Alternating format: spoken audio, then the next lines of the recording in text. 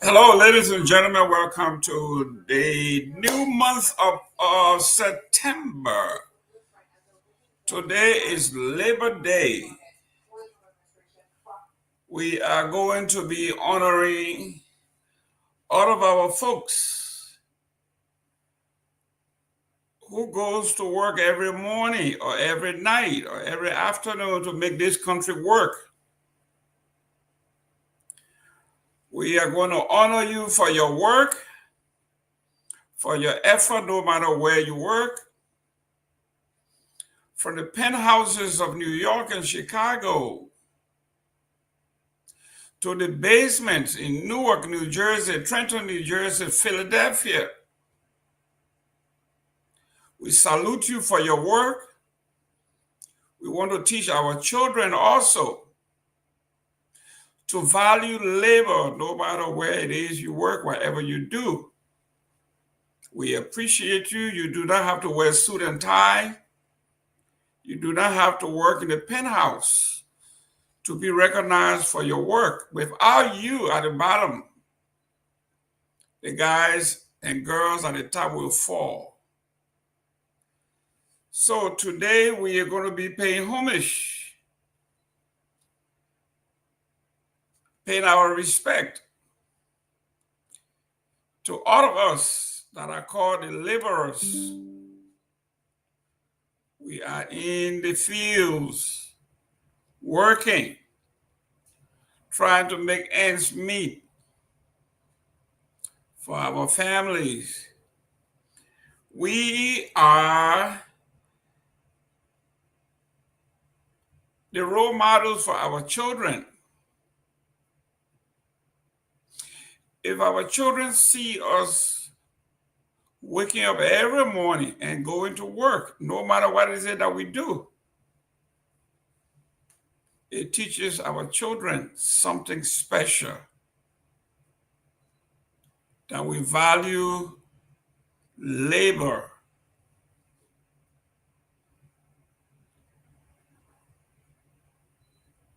When we are building our own societies and our own cultures around the world, Liberia in particular, there is a dichotomy. You barely hear a child in Liberia aspiring to be a plumber, to be an electrician, to be a mason. But they all want to be doctors and lawyers because that's what our parents tell us to do. Our parents are saying, do something with yourself. Go do something worthwhile. We need a medical doctor in our family. We need a lawyer in the family. We need an engineer in the family.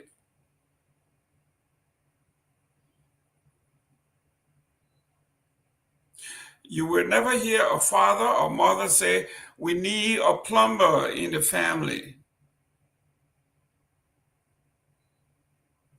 If your parents ever told you otherwise, let us know. Your parents will have been one in a million.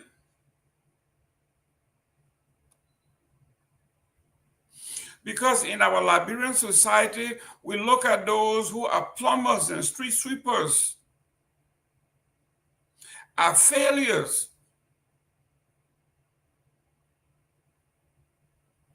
We do not appreciate those who do the hard work for us. Let's look at the history of Labor Day in this country. Hopefully, we can adapt some of the good of this great country. So Labor Day was established to honor the labor movement and workers' contribution to American society. Stemming from the late 19th century Industrial Revolution and the subsequent fight for fair wages, reasonable hours, and better working conditions, The first Labor Day celebration took place in New York City in 1882. And after being adopted by several states, it was made a federal holiday by President Grover Cleveland in 1894, specifically to mend ties with labor after the violent Pullman strike.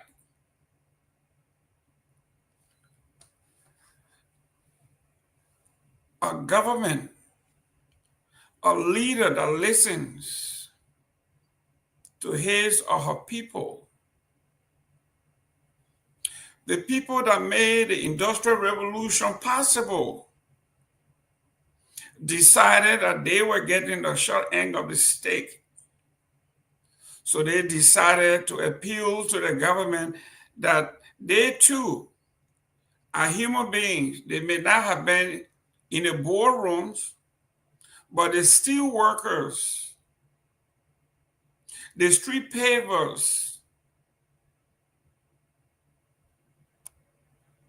the everyday people that make the work go. These people came and they began to do something special. So special that in 1882, the President of the United States, Grover Cleveland, finally made it official 1894 as a federal holiday all over the country. So the first Monday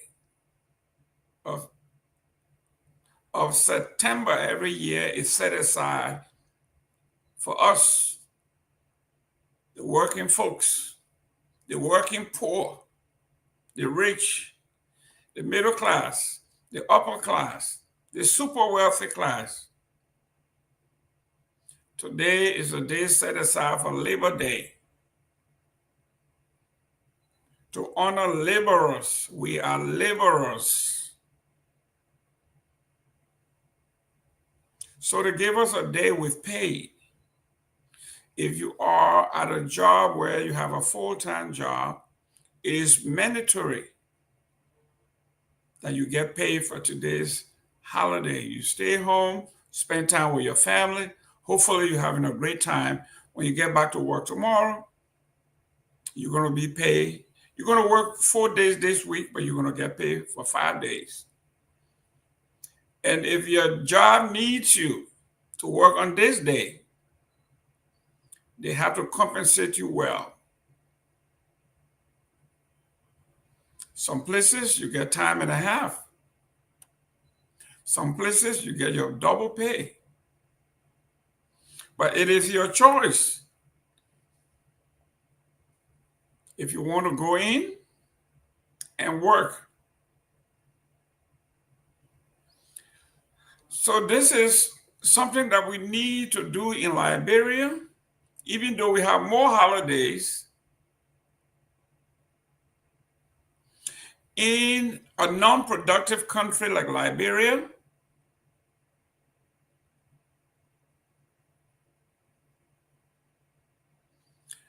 where we produce nothing and consumes everything.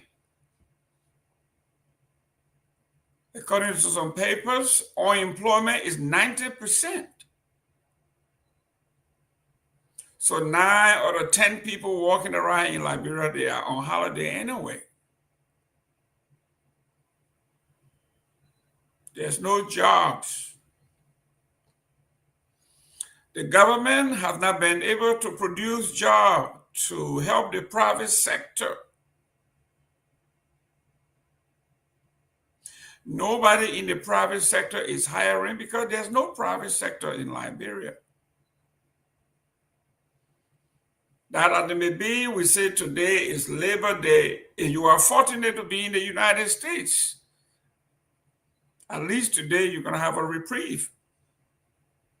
And if you have to work, either this Friday or next Friday when you get paid, you're going to see a substantial pay raise on your paycheck because you will have received a pay and a half or double your pay, which is good. So Labor Day is very important in this country. We look forward to it. People are having a great time. People are traveling, spending time with families and friends, spending some money. The economy is booming. The airline industry is making money. Transportation is making money. Hotels are making, the entire industry. The entire economy of the United States is swinging. The bars, games, sports, you name it. Fixed electronics always remind us, if you are tired working for someone, the best investment he said you can make is in yourself. Be retrained. Learn something new. Do a side hustle. Do something. You can be an administrator like I am on my job. And if you have the time, do Uber. Uber Eats. Call Amazon. Deliver. Do something. Whatever extra money you earn, you don't need it here. You may want it, but you don't need it. You can be a helping hand to someone in Liberia, to people in Liberia. You can help develop your village. You can help build a little school in your town. You can help pay somebody $50 a month in the village, and you will be helping your government. At least you're taking one person off the payroll. Labor Day is very important. We respect your labor. Mr. Fix always says, in the American economy or in capitalism, there's something he called a big five. That's plumbing, electricity, welding, mechanics, and carpentry. Those 5 things, you can make money, you can make a living.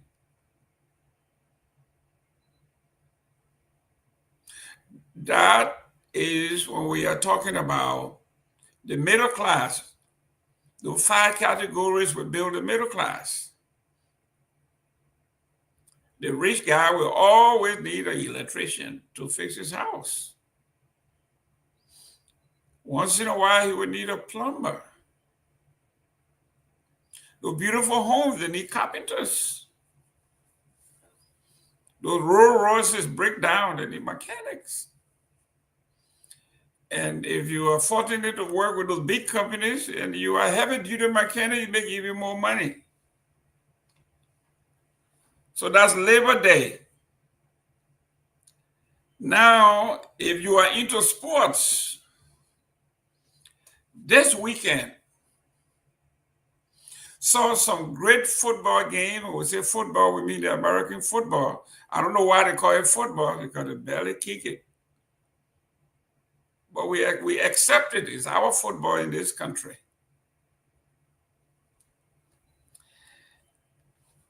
If you woke up last week and your team was ranked number 1, number 2, number 3, all the way to number 10, well, I got news for you. There has been a lot of upsets. If you are from the Sunshine State of Florida, where sports and athletics is a religion, you will be sitting pretty. The game between FSU, Florida State University, and Alabama was one of the biggest games of the day. Obviously, it was an upset. Alabama was ranked number 8 in the nation. Florida State was not ranked. And the man handled Alabama, the Rolling Tires. Roll, tire roll, they say. But the Seminoles, the Tomahawk, yes. You know, my twin girls go to Florida State, so they were actually out there rushing the pitch after the game. And they were sending me these photos. Florida State University football is back.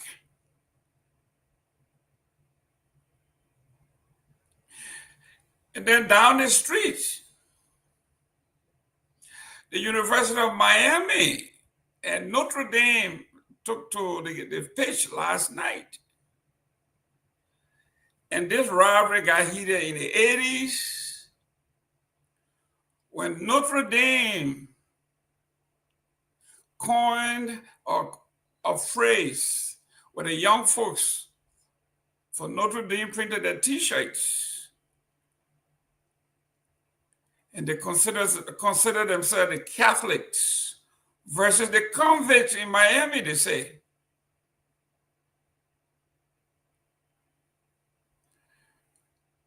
On the Miami team, they have some roughnecks, like Irvin. They have some great team, but there was a minority team, mostly black kids from the hood.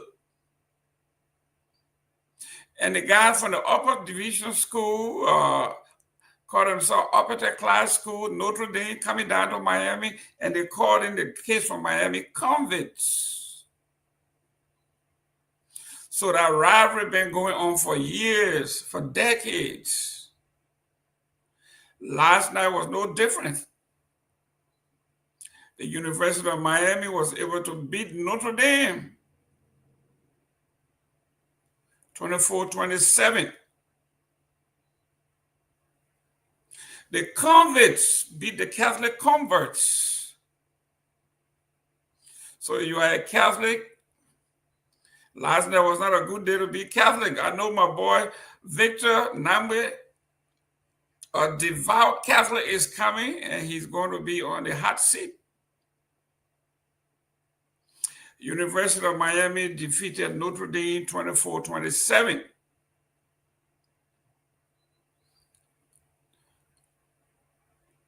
My goddaughter goes to LSU, and they defeated Clemson in another upset. Clemson were ranked number 4. Great. Now let's go to the Republic of Liberia. And let's talk about current events. You know, when politics get it, Liberia is all about politics. I had a friend, a gentleman from Burkina Faso that visited Liberia once. And he says when you go to Burkina Faso, the young folks are competing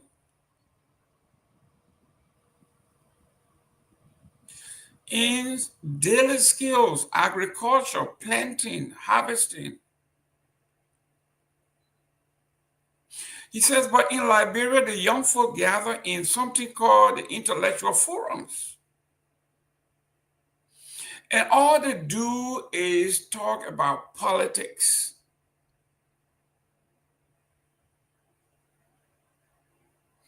They care less about where the daily meal is coming from or what tomorrow looks like for them. He said that is a major difference between everybody else in Liberia. While the Burkinabes are coming into Liberia and taking advantage of a fertile land,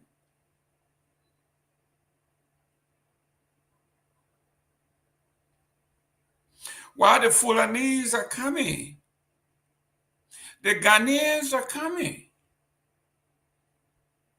The Sierra Leoneans are coming. The Nigerians are coming.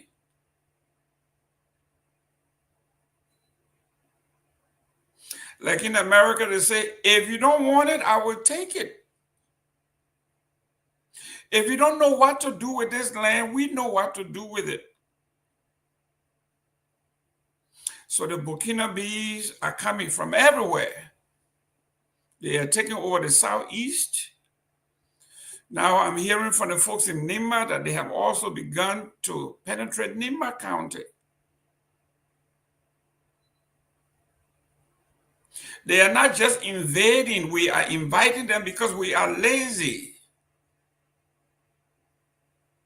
We are hiring them to be sharecroppers. We tell them, we give you the land, you go ahead and plant the cocoa, the cassava, the yam, whatever it is you plant, when it grows, you share it with us. So they just sit back and allow these foreigners to come in and utilize the land, and they just sit back because they are Liberians.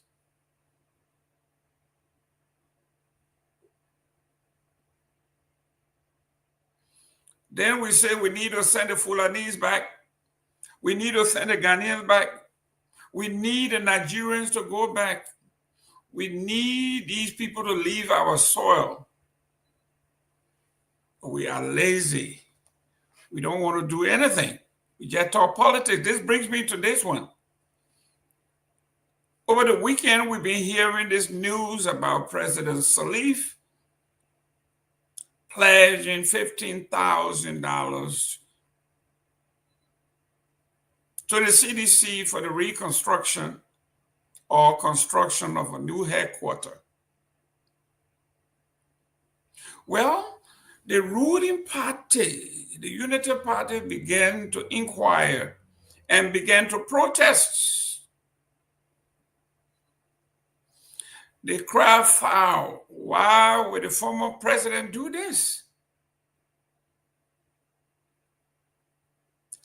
So the former president said this on the front page of the Liberia Investigator. Former President Ellen Johnson Sirleaf denounces CDC funding the rumor as nonsense and damn stupid. This is the political messy of the Republic of Liberia, Madam Ellen Johnson Sirleaf. There's something in politics called plausible deniability. Can you tell a lie that people can really believe? Can you say something that is not true, but at least it's believable? It's plausible deniability. September 1st, today, 2025, out of Monrovia, former President, Liberian President Ellen Johnson Sirleaf has denied claims circulating on social media that she donated $15,000 and bags of cement to help the opposition Coalition for Democratic Change, CDC, build its headquarters. In an unfiltered phone interview with journalist Julius Jair on OKFM, Sirleaf, speaking from her farm, called the allegation nonsense and a damn stupid lie, urging the media to report her denial exactly as she has stated it, a damn lie. I am here on the farm, been here for 3 days, didn't even know what's going on in the city. Sirleaf said, but let me say this in response. Those people who put this crap, this nonsense on social media, they might just love my name. They might just love me and can't keep me out of their mouth. What they have just said is a damn stupid lie. Anybody who put that crap out there, they are damn stupid.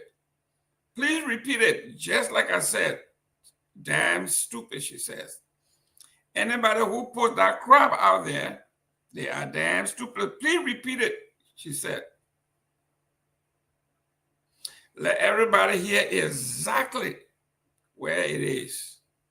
Then maybe they will stop being damn lies. Then they will stop being damn liars. The CDC led by former President George Weah has not publicly commented on the allegations. President Saleh, Africa's first elected female president, and the Nobel Peace Laureate. Okay, we have with us former President Ellen Johnson Sirleaf. Welcome, Madam President. It is being spread on social media in quite a viral way that you allegedly are giving some support to the opposition CDC in terms of both financial and material, $15,000 and some 1,000 bags of cement for their new headquarters project. Is this information true or not? Julius, I'm glad you said allegedly. I am here on the farm, been here for 3 days, didn't even know what's going on in the city. But let me say this in response. Those people who put this crap, this nonsense on social media, they must just love my name. They must just love me and can't keep their mouth off me.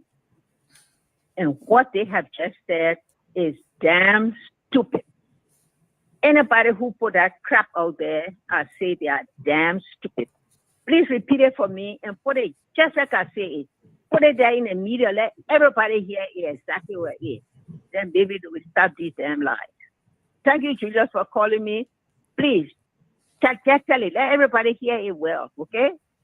Okay, but did they ever reach out? I mean, the CDC, have they ever reached out to you for support also? Never. No CDC person has reached me on no support. They have no reason to call me for support. I'm busy with my things I do, with my center, things I do with my farm. I'm out of that damn politics. That's why the politics here is so terrible, because it's so sensational. You know, and it just makes people so tired. People want to do the good things for the country. You want to promote the good part of the country. You want to be supportive to all the agencies of government. You want to support the president in everything he does if it's in the interest of the country. And every day somebody come up with some nonsense or the other. It's so doggone sickening. I just wish Liberian people would just get to work. They're so bored with laziness now they can't work. Okay. I'm so tired of it. Put it any way you want, put it to you. Just tell it the way it is. Let them know exactly how I feel. Okay. Thanks so kindly, Madam President. Yeah, just tell them. I'm working so hard. All they do is creating problems with people, creating tension in the country, trying to divide people when we're trying to promote reconciliation. And they're creating all kinds of things to cause trouble. All right, Julius, you got my answer, yeah. Put it on every way you want, put it on. Put it all over the country. Put it on social media. Put it on Facebook. Put it on Instagram. Put it everywhere you want, put it. Okay, Madam President. Thanks so kindly. Thank you. That is, you know, there's something that sets these platforms apart. Before I took this job here to host, I had to do my own homework. We have to report the news exactly as they are and then solicit your opinion. This is our vindication that what I was reading word for word was exactly the sentiment of the former president. We didn't make it up. Reported exactly as it was reported, and I quoted the source. You are listening or just listen to the live recording of the former president addressing the issue. On another note, Weatherspoon's attack on finance minister sparks allegation of proxy war for VP Coon. I think the president may want to listen to this. This is the politics section of the Liberia Investigator, reported by the guru himself, Leonard Dudu. Leonard is reporting on September 1, published today by the Liberia Investigator. Says Spoon Talk host Stanton Weatherspoon called Finance Minister Augustine Pehe Garguah a bold-faced liar over the government's $150 minimum wage claim, and attacked that some politician figure now says could be part of the proxy war on behalf of the Vice President Jeremiah Cohn. Weatherspoon confirmed to the Liberian Investigator that he texted the minister after a press briefing last week. He says, and I told him, you are a bloody liar, man. Are you living in reality? His outburst came after a briefing last week when Garguah declared that no one on the central government payroll make less than $150 a month. A statement that drew both scrutiny and skepticism.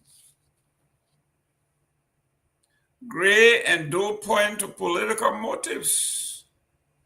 The clash over the wages has spilled into politics, with Monserrato County lawmaker, former lawmaker Horace Gray, and Spoon TV panelist Isaac Doe arguing that Spoon's aggressive stand is not just about salary, but about shielding Cohn and undermining his rivals.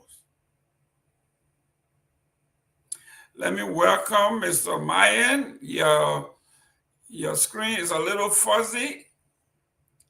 Hopefully we can clear that up. No, Mr. Gayman, we have a new setup, so we will be going live. I see now we're watching ourselves both back and forth. That's a new setup that was made here at Truth FM because they have upgraded the studio. So that's how the setup is like. Okay. Yeah. Excellent. Let me work on the dean himself. The dean of the cabinet. Yes. In Grand Bathel, we call him Garguah, the new man. I don't know what he's taking, but he looks 18. And man, this one Friday, he was different. I look at the face, I was like, is this Mr. P or is this like, because this time we see AI is doing so many things. So yeah, the man hanging with his former boss, Besaka Phillips. So that grease, that signal, the grease, the rubbing of everybody. Listen, tell Besaka I need some grease on this. How you doing, that young man? Welcome. Pewee, welcome. You are muted. Pewee, you are muted. If you can hear us, welcome. Can you hear me now? Yes, yeah, sir. Yeah, thank you. Pewee, you are muted. If you can hear us, we got Myean, you got to mute. Not me. I think. Am I clear now? Yes.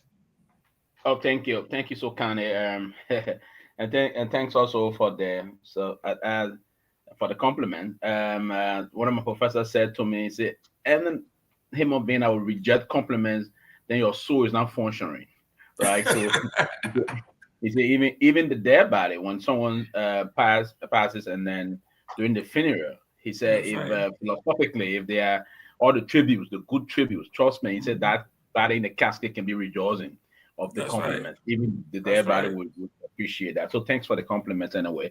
I think the Bezon guy is in town, the former Minister of Foreign Affairs, and the Chief Diplomat of the Republic of Liberia, He's a good man and was a good boss. He's like a mentor and a father figure. So whenever he's in town, I'm obliged to attend to him, to be around and to see what I can do to make his stay here as smooth as it can be. The role I think I can play, and sometimes I move up to him also for some level of insight of what is unfolding in national government, if you will. So he's still here. He came purposely to attend the 34th UNOBOA anniversary that was held yesterday in PA, in Essington, PA. It was by and large kind of a good program, and the president pro tempore of the Liberian Senate was the keynote speaker. I do have my own, normally we politicians, political commentator, if you will, whenever we attend national issue, we come from there with our own critique to commend the program and to see how the program went and all those things. But I think it was a very good program yesterday. Somehow, the only thing the organizer, I would hope next time if they're organizing this kind of a program, UNOBOA is a very powerful organization. You know the rest of the story, Jerome. To see this child is growing or this child has grown, we have to manifest most of your activities in the Bassa language, if you will. Where they organized a program yesterday, UNOBOA, particularly you organizing a program for UNOBOA, in the Fedi area, that metropolitan area, we have a concentration of Liberians, if you will. Not only Bazo, they're going to attend. I'm from Lofa, and I attended the program yesterday. And the hall was very tight for the number of people they brought in. I will hope next time we will do better to do better on that. The hall was, and the way the program was organized, they spend a lot of time talking. The pull core aspect of it was a little poor, to be honest. But the organization itself, in terms of the structure, the souvenir was very perfect. That was very good. All of the chapter coming in, all of everybody came from all over. That was also very perfect. My only problem I had with them was the hall was tight, and you had too much people, more people even standing outside than inside. I would hope next time they will know the numbers and they will catch a hall that can accommodate everybody, and the space will be there for protocol about to do things more or less. From the aspect of the speech yesterday, what I observed is that it was still a manifestation of the deepening trouble in Grand Bassa between the two senators, if you were the pro tem and that of but even from the speech yesterday, she came to deliver. One would deduce from that some of us that understand the way speeches are delivered, and I think her speech, in other words, she struggled in giving her own message, meaning there were she fumbles a lot in the message. What I observed from that, the reason behind that was that I thought the exact speech she came to deliver, because I want to suspect that Belonga was present, most part of the speech was about him. But the fact that he was present and she didn't want to, so she would reach her area and then she would tell people, "Oh, I'm sorry." She would try to struggle to connect. She would want to jump over that. Well, she said that almost 8 times during the speech. I thought that was a very poorly delivered speech in terms of the way she fumbles on most of the steps moving on. But generally, the Bassa people had a very good program, and we were very associated. I'm glad to be associated with the great people of Grand Bassa County and all of the Bassa land, like a good man like you. It was a good program, but my only advice next time they should look for somewhere very big that will accommodate. It all was very tight, and it was evident by how people were clustered all into the place yesterday and all of things. I would hope that the organizing committee will moving forward will do a recommendation that was one of the small slippages they met along the way. But generally, it was a great program, and let me commend them for this 34th anniversary. It's a very funny, and they raise money to help the Bassa people. It's something they've been doing before, and we all should commend that. In terms of we all when they decided to contribute, and we're always going to contribute to them in terms of lifting the story about UNOBOA and doing things.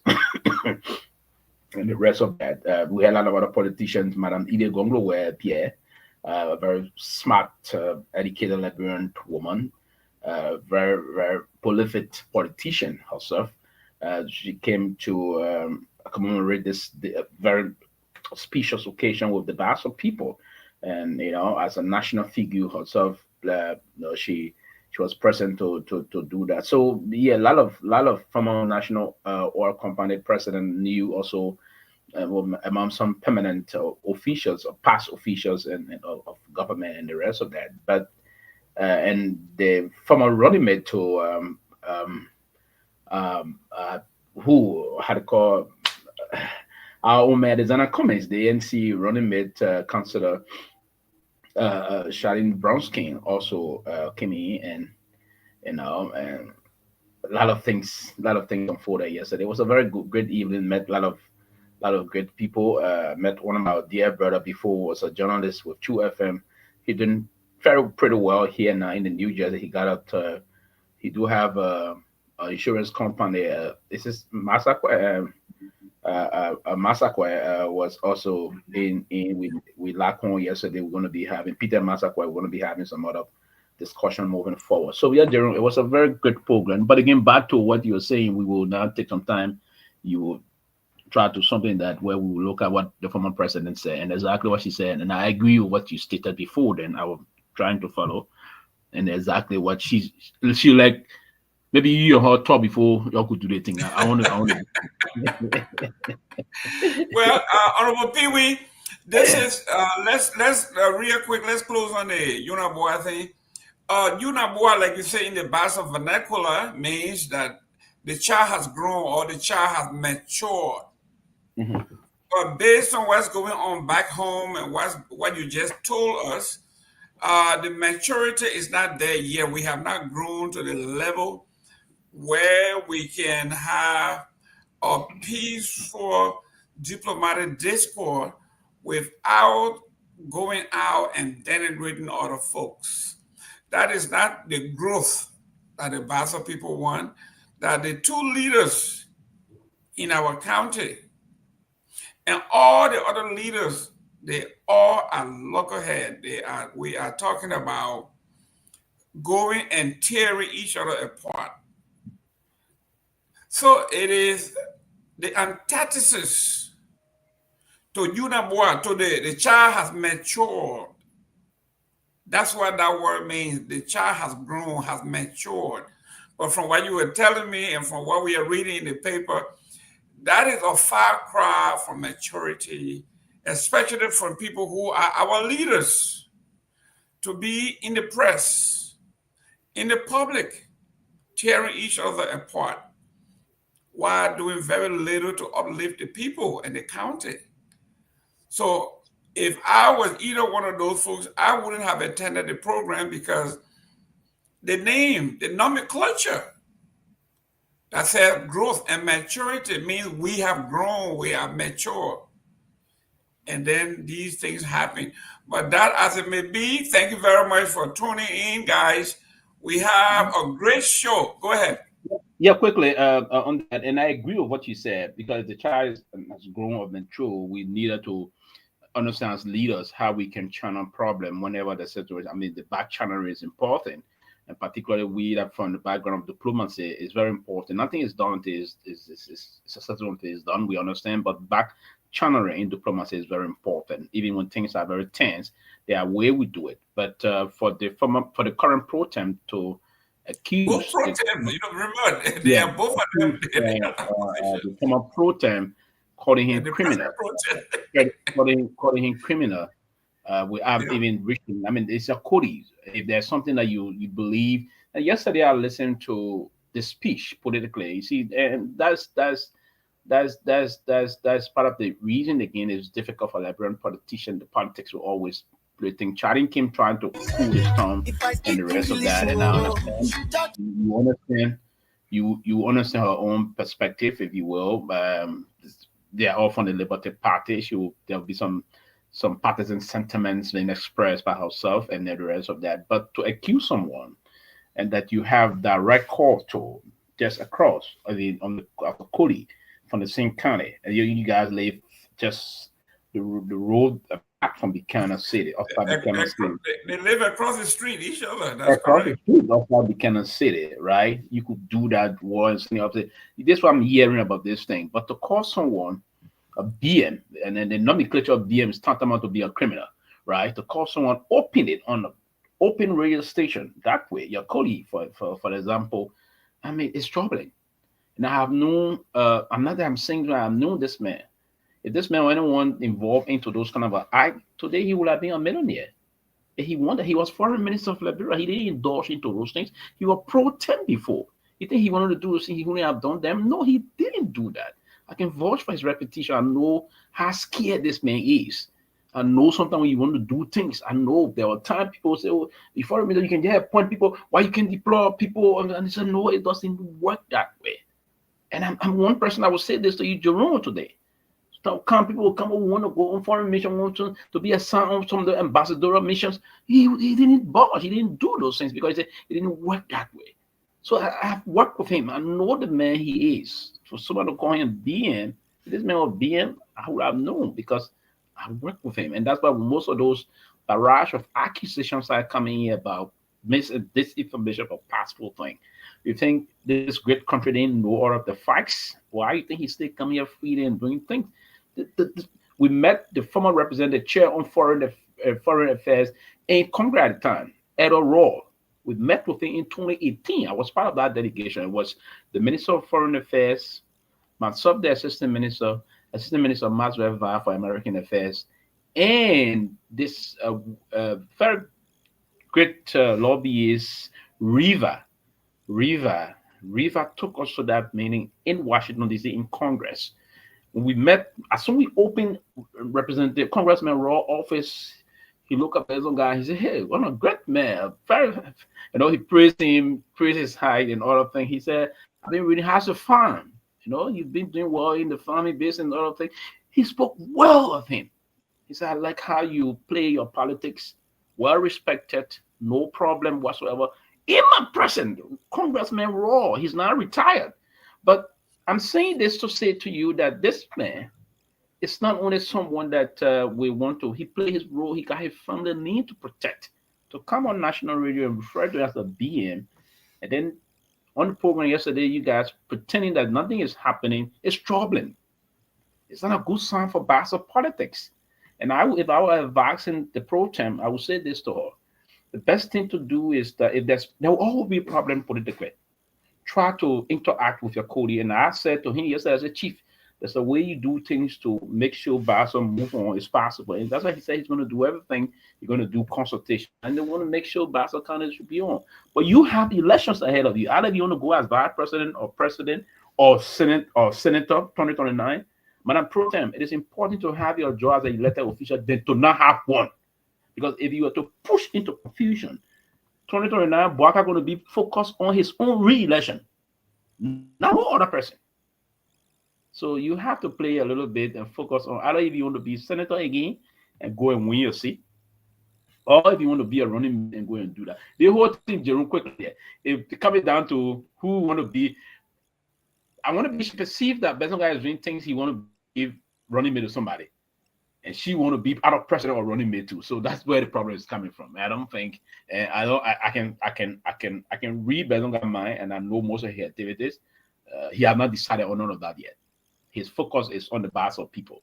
His focus is not to be vice president to anybody. No, his intent is to focus on the development and coordinate with the caucus to do work for the Liberian people and for the backs of people vis-a-vis the Liberian people. That's concentration, and I hope that there will be some level of unity so that they can, as Charlie was trying to say last night, it will foster some peace and move the Basel land forward. Grand Basel is a very important county. And she said it, why Basel cannot be the commercial city of our country? Because the politics too much in Basel. Is that a very salient point that Grand Basel County, we start thinking about making that city the commercial city? Of course, we do have to put a Buchanan right there. It is strategically located. It is surrounded by the Atlantic Ocean, if not surrounded by the eclipse of that environment, the serenity of it. Very great. It got a seaport. It's not that far from the airport, but we can still do. It's a country. Do another airport there. Trust me, you see a lot of tourists moving into that place. We set that place up. Those that don't have money that got property, sell them to money boys. Give it out. And boom, you're gonna see that port of Buchanan will be a boom area. We all now be hustling to go buy land behind Indiana or other area. As the pro tem stated yesterday in her speech that they are pushing out to pave. The president has showed them that they're going to pave that road now. Good. All the way. That's a very good. I forgot to say that. That's a very good Excellent. news also coming up on that. But I hope that they should do that. Great. And that road to Edina is very critical because as you get into the great city of Edina, you see all the monuments.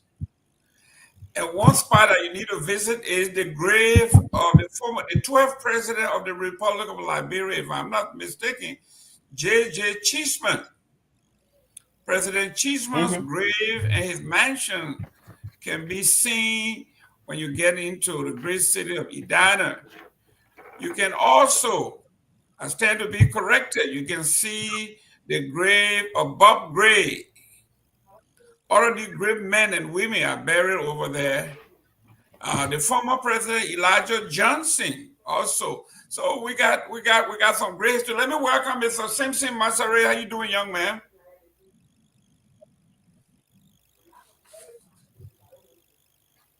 You are muted.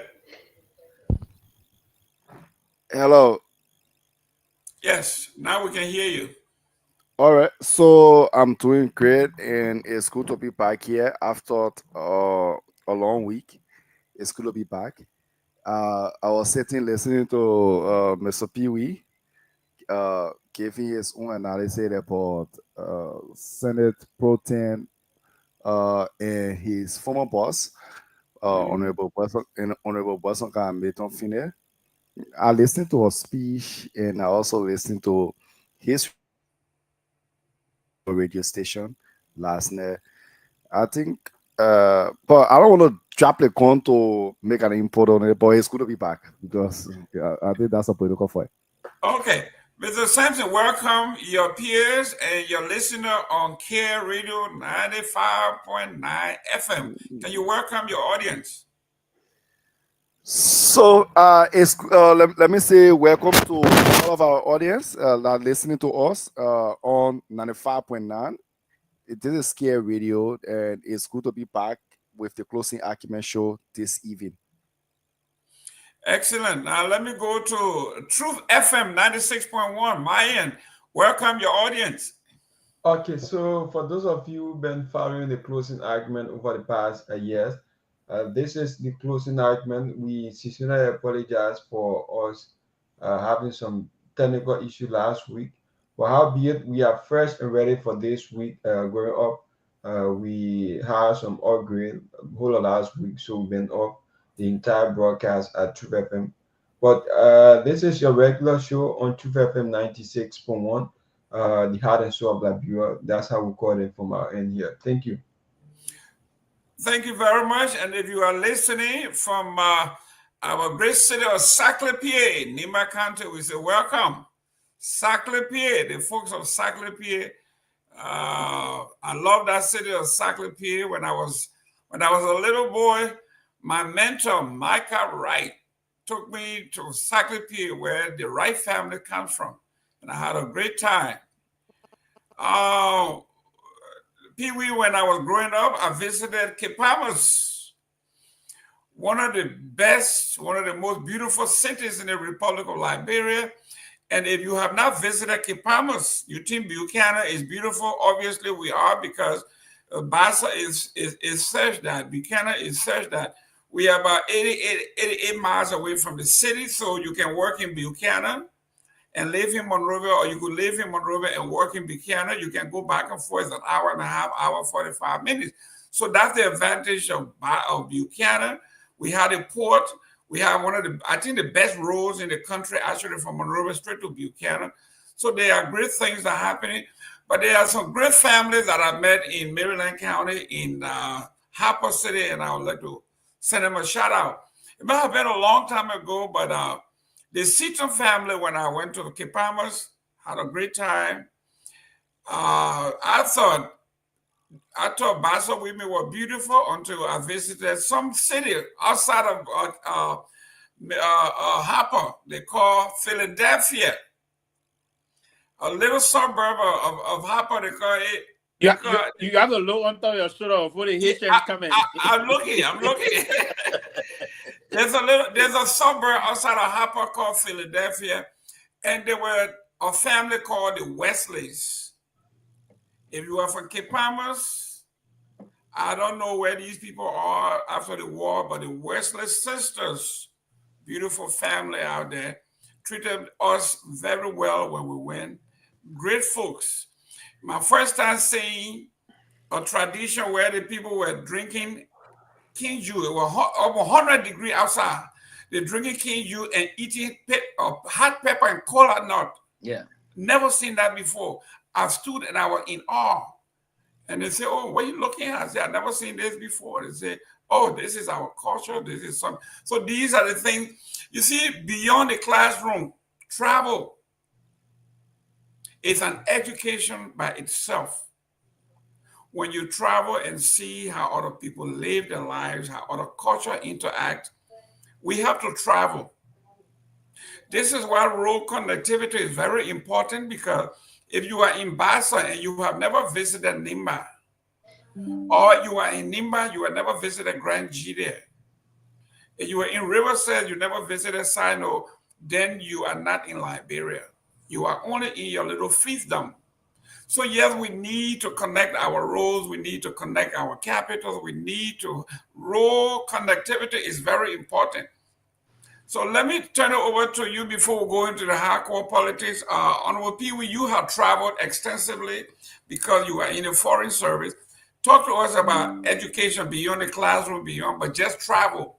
Talk to us about the education you get from traveling different culture around the world. The first and foremost thing, and I agree with you, Buchanan is a beautiful city. It's good, but second to the capital Monrovia would be Harper City. When I went to Harper, I was like, wow, do we have a place like this in this part of this country? And the first time I went to Harper, I flew. I was with because my first ever job was in 2003. Yes, 2003 when Taylor left the country. Most of the NGOs started coming in. I started with Myean and then Premier Audience and the DDR program. So when I saw Harper is a very beautiful place, and I agree with you on that. But one of the major things you learn from traveling that will push you up is the issue about the different cultural diversity. It's very important. You learn that. You learn about, you meet different people. You see how different cities operate and their culture, if you will. So if you went to Thailand, for example, Bangkok, Thailand, it's a great place to see, and they believe in a lot of cultural activities. Very sensitive kind of a people, and the way their food, the kind of food, and you get to understand that the same way our people back home would behave, different cultural thing else. So traveling alone brings to you a lot of education. You learn about different culture, different civilizations, different way of meandering your way through cities and all of things. So it's a very good thing if you have the opportunity to travel. It's not about scenery alone to see those beautiful places. It's about understanding the deep culture and the deep nature of how people connect, the connectivity, how we human beings, we are all intertwined, right? So it exposes you to also understanding, appreciating your learn, seeing and capping from that to come in also and then move through to other areas. So traveling alone beyond the diversity, beyond the cultural orientation, it also allows you to connect with great people, business-minded people. You get some exposure in terms of linking to people that can also help move you on, you know. As we say, travel, Peabody now was just in Liberia. He's currently in Accra, Ghana, you know, so he the Ghana boat in Aquaba and all those things and the rest of that. So it being like you see some great areas also, like China is one of the places you want to travel into, also China. And this country that is a country that got one of the first time I was in Arizona, I went to the Grand Canyon. Have you heard of the Grand Canyon? Of course. You really love to be there, right? You love to be there. This country alone got thousands of areas that you want to go and see. That's also people in this country, they don't even want to travel because their country alone, they have not ended going to all the area yet, right? That's right. And people always coming from all over the world, coming to see things in the place. So it's important to do that. What it educates you a lot. It turns you bring you to seeing people speaking different kind of languages, how people behave in different areas. So it's a good thing to do, Jerome. On a serious note, and I will think that we ought to learn something. That's why today when I was watching the video about the University of Liberia fracas again with the police, I felt a little bit downhearted today. That the way administration left the country will have we need some good leadership to move the country forward. Other than that, this woman we were just celebrating a few months ago when she was appointed, right? Today, students are calling on her to go. What's the reason? Is it that government? I mean, we need to take some time. I know we're going to go to that, but I don't know if it's part of the agenda this year. Yes. Yeah, I don't want to jump the gun. So, but it's important to travel in our country alone. We ourselves will have to learn that. Liberians will have to go in different parts of the country. So we appreciate. Now, I am a Lofian. I do understand. I've been to Bon County. I've been across the country anyway. But I understand the culture. Culture in Bon County and Lofa County is the same. Culture in Lofa, Nimba, Bon, Magibi, basically the same. I mean, it would change a little bit because we, the Mende speaking people, our culture is a little different from you, the Kwa speaking people, right? So we, the Mende speaking people, got similar culture, and we accentuate those things on the basis of the understanding of it. Yours would differ from a little bit and all the things, but it's incumbent upon us, as you said. You went to, and I was there also in Maryland. You know, I went to Maryland. I spent some time, work there. So the issue about the cane juice and the pepper and the cola, right? That's part of the Marylander. The Marylanders, they don't practice the Sunday and Pearl thing. They don't practice that.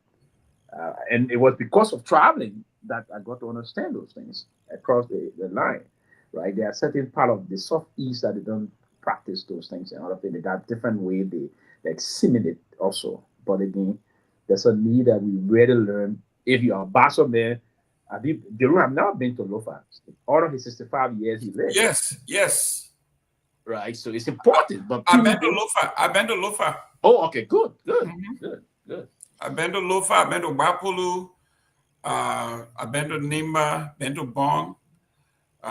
Never been to. I went to Grand Jide, but never been to Sano. Sano is the only place I've never been. But I've been to. You almost done. Yeah, almost. Let me welcome. Let me welcome.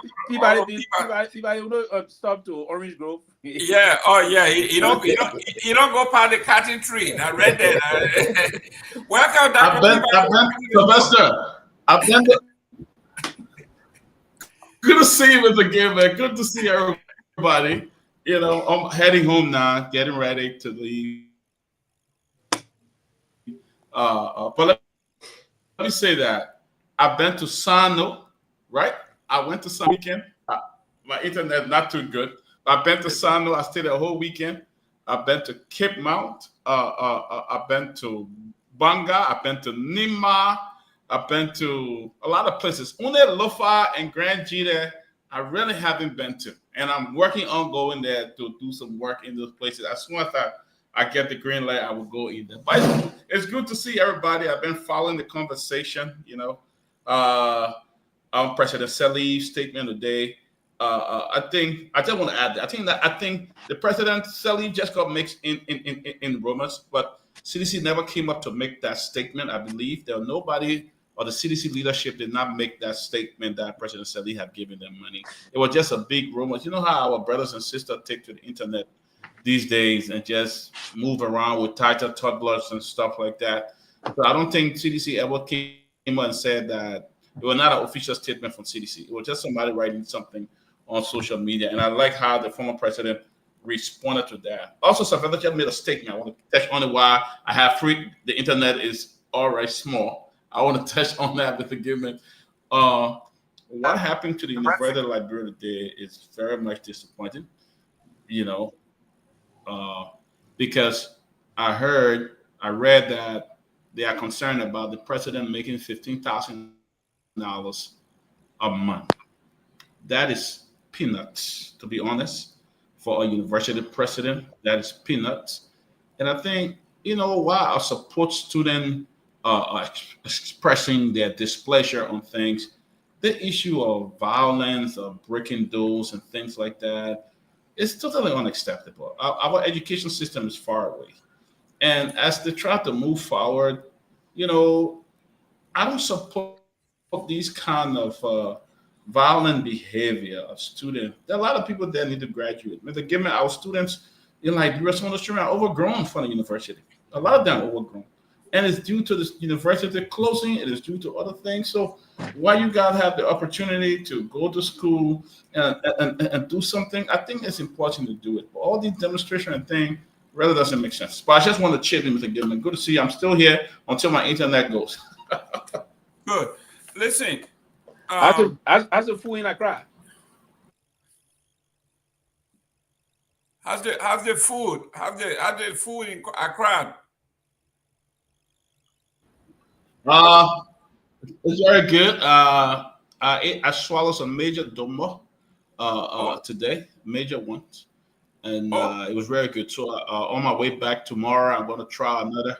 I'm going to try the banku, the ones that come with the okra sauce and the fish with the microfish. I'm going to try that tomorrow before I take my flight. That's buffering. Yeah. But other than that, it's a good place. This place I developed many years ago. Go ahead. Huh? No, go ahead.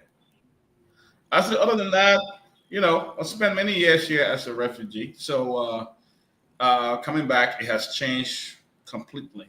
Very changed. I don't know anywhere again. Only Liberia, where you can stay away for 25 years and can still find your house in the middle of the night.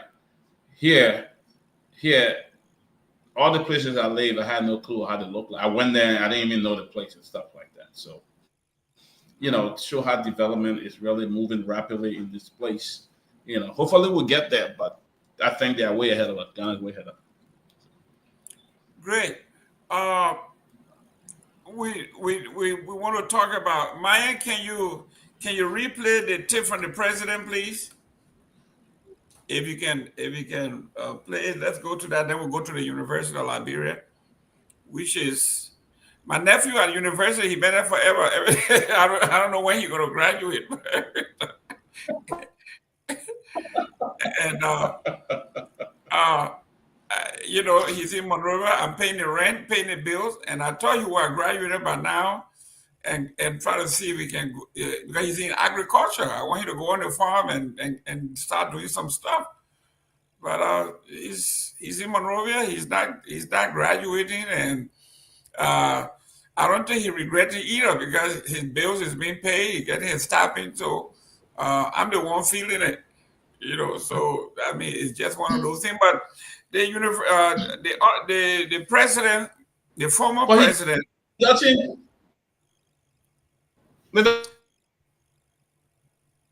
Again, he doesn't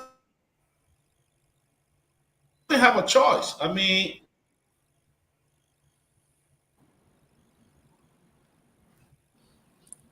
wow! I thought the internet in Liberia was terrible for Ghana. Myean, can you play the tape from the president, the former president that you played earlier? Yeah. Let me play. Mm-hmm. Dr. Peabody, are you on your phone?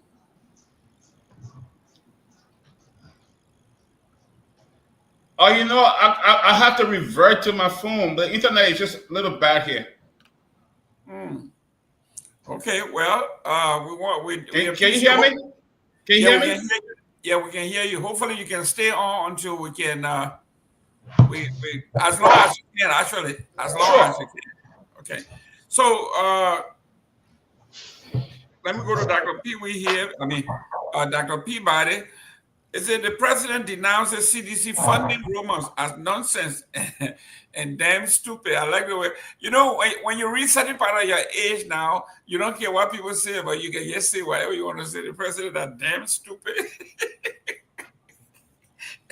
The president said He said the rumor are nonsense and then stupid. That's what she said. She says the president has denied claims circulating on social media that she donated 15,000 and thousands of bags of cement to help the opposition coalition for democratic change CDC rebuild its headquarters. She said it is a lie. She's on her farm. She's been on her farm for 3 days. She's not in contact with the city. She's been out of touch. Why I would like to support her on what she's saying. For the former president to say 3 days she doesn't know what's going on in the city right next door, I find it hard to believe, but that's what Dr. Peabody, what do you think what the president said?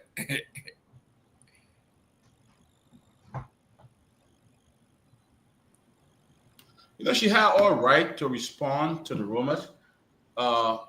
She had all right to say that, because anything, especially something that you did not do, and somebody say you did it, it really gets you upset and gets you frustrated. But equally so, the CDC official did not. It was not something official from CDC. CDC did not come up to say that. It was just somebody writing something on social media, and it spread like wildfire to give them the credit. So President Sadi was right to defend herself, say that they're damn stupid. She was right to say that. But but again, that it was not CDC. It did not come from CDC. I want to give CDC the credit on that. It did not come from them. It was somebody who was writing on social media. Our people just write all kinds of things on social media, so we cannot blame the CDC government for that. But President Sadi was right to defend herself in the most provoking way. So. When Myean's ready, you ready, Myean? I'm coming. We are facing a little difficulty with the internet. Okay.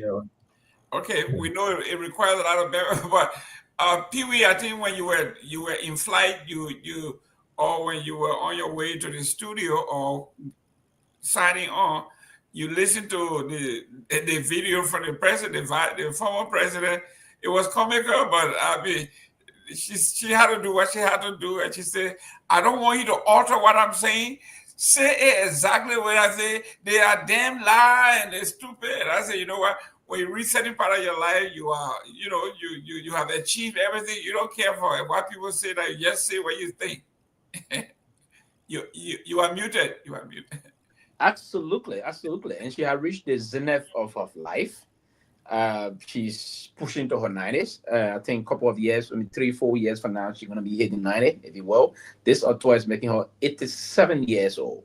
Yeah. This October, the 29th of October, next month is going to make her 87 years of age. She's accomplished everything that every human being will want to do on life, right? She served as Minister of Finance of Liberia, worked with a lot of multilateral institutions in Nairobi, in Washington, D.C., and you're in Abidjan with the African Development Bank. And then she came back and served as the two-term president of Liberia. And then she worked with, as I said, a lot of multilateral institutions and met great world leaders. When you're ready, you can just let me know. Go ahead. Before Dr. Internet goes out. Okay, we have with us former President Ellen Johnson Sirleaf. Welcome, Madam President. It is being spread on social media in quite a viral way that you allegedly are giving some support to the opposition CDC in terms of both financial and material, $15,000 and some 1,000 bags of cement for their new headquarters project. Is this information true or not? Julius, I'm glad you said allegedly. I am here on the farm, been here for 3 days, didn't even know what's going on in the city. But let me say this in response. Those people who put this crap, this nonsense on social media, they must just love my name. They must just love me and can't keep their mouth off me. And what they have just said is damn stupid. Anybody who put that crap out there, I say they are damn stupid. Please repeat it for me and put it just like I say it. Put it there in the media. Let everybody hear it exactly what it is. then maybe they will stop these damn lies. Thank you, Julius, for calling me. Please, just tell it. Let everybody hear it well, okay? Okay, but did they ever reach out? I mean, the CDC, have they ever reached out to you for support also? Never. No CDC person has reached me on no support. They have no reason to call me for support. I'm busy with my things I do, with my center, things I do with my farm. I'm out of that damn politics. That's why the politics here is so terrible, because it's so sensational. You know, and it just makes people so tired. People want to do the good things for the country. You want to promote the good part of the country. You want to be supportive to all the agencies of government. You want to support the president in everything he does if it's in the interest of the country. And every day somebody come up with some nonsense or the other. It's so doggone sickening. I just wish Liberian people would just get to work. They're so bored with laziness now they can't work. Okay. I'm so tired of it. Put it any way you want to put it to you. Just tell it the way it is. Let them know exactly how I feel. Okay. Thanks so kindly, Madam President. Yeah, just tell them. I'm working so hard. All they do is creating problems with people, creating tension in the country, trying to divide people when we're trying to promote reconciliation. And they're creating all kinds of things to cause trouble. All right, Julius, you got my answer, yeah. Put it on everywhere you want to put it on. Put it all over the country. Put it on social media. Put it on Facebook. Put it on Instagram. Put it everywhere you want to put it. Okay, Madam President. Thanks so kindly. Thank you. And I was saying something, right? And this is the woman, and I said to you, she've accomplished everything. Yeah. Every human being will pray for, that we may not even reach half of what she, or inch, or quarter of what she achieved. She's signing this way now, sending the caveat out. You know what she said? We are damn lazy. That's why we focus on Miss and Daisy from Indian life. No one to go to work. And that's why our country is backward. Because someone just sat down to think because they want to do things. And we also, because we lazy, we follow that stupid thing to the person put out. It's a damn stupid thing. I will follow her to say also. It's stupid. Why would a woman give 15? I mean, they just try to do things. Listen, and anybody I was advised, I would say this to them. That woman lived a very extraordinary life. She built for herself the connections that millions of Liberians will wish for. She's well connected individually in terms of there was a time she's among the first 100 influential women around the globe. Not Africa, around the world. She's a Nobel Prize winner. She won the Abraham, the More Abraham Award. Mm-hmm. She, during the virus, the World Health Organization appointed her as one of the special ambassador and all these things. She cut across global leader. You saw the way Obama referred to her. Obama referred her as a role model. So Kamala Harris, Hillary Clinton, George Bush, Madam Bush. Yeah, Madam Bush and all those people across the world. Obasanjo referred to her as imagine, I don't know if you think the great Obasanjo, a great African writer. So listen, this woman connected our country. The only thing we can do now, Jerome, is to tap into her influence, tap into her legacy, tap into why she's still alive, to ensure that some of the connectivity and all of things she can still bring it back to the country. But these are negative, stupid propaganda coming from the Unity Party folks. Stupid, negative propaganda coming from the Unity Party guys. We know where this is coming from. It's just stupid on their part, and they should not even dare try to hit on her. She can pull the plugs. This MCC thing is pushing behind. You don't want to attack Madam Salif. She can pull the plugs. You don't want to do that.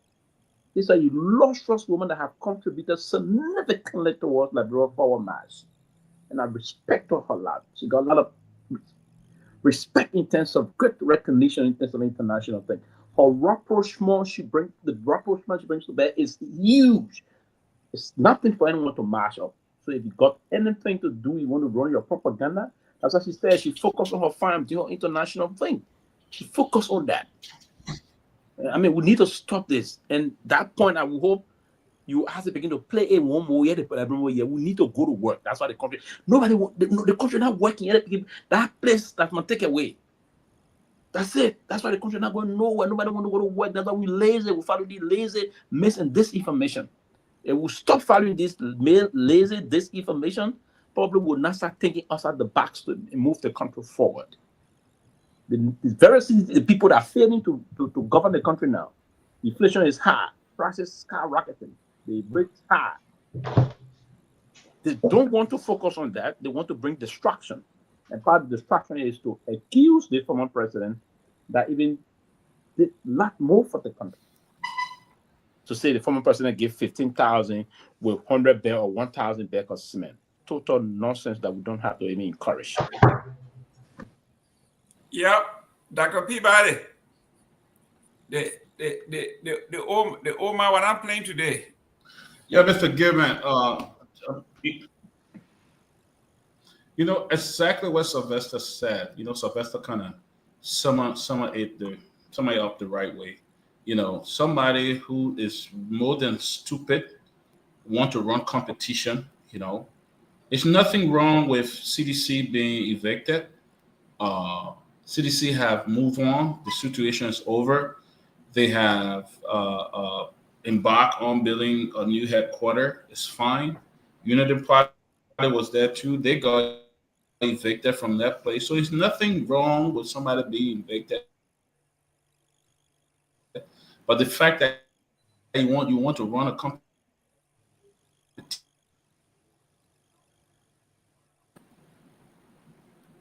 Okay, I'm back. The fact that you want to just prove something to somebody, and that's the problem we have in that country. You must prove something to somebody.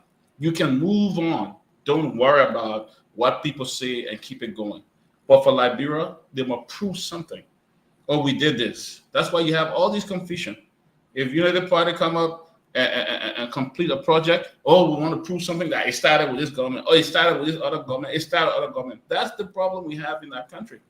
Our people believe they just believe in the kind of negative competition, very negative competition. Even if they don't have it, they want to force this kind of competition. That's why the stupid, as President Salih said, is a very stupid person went online, wrote that thing, tarnishing the CDC and President Salih.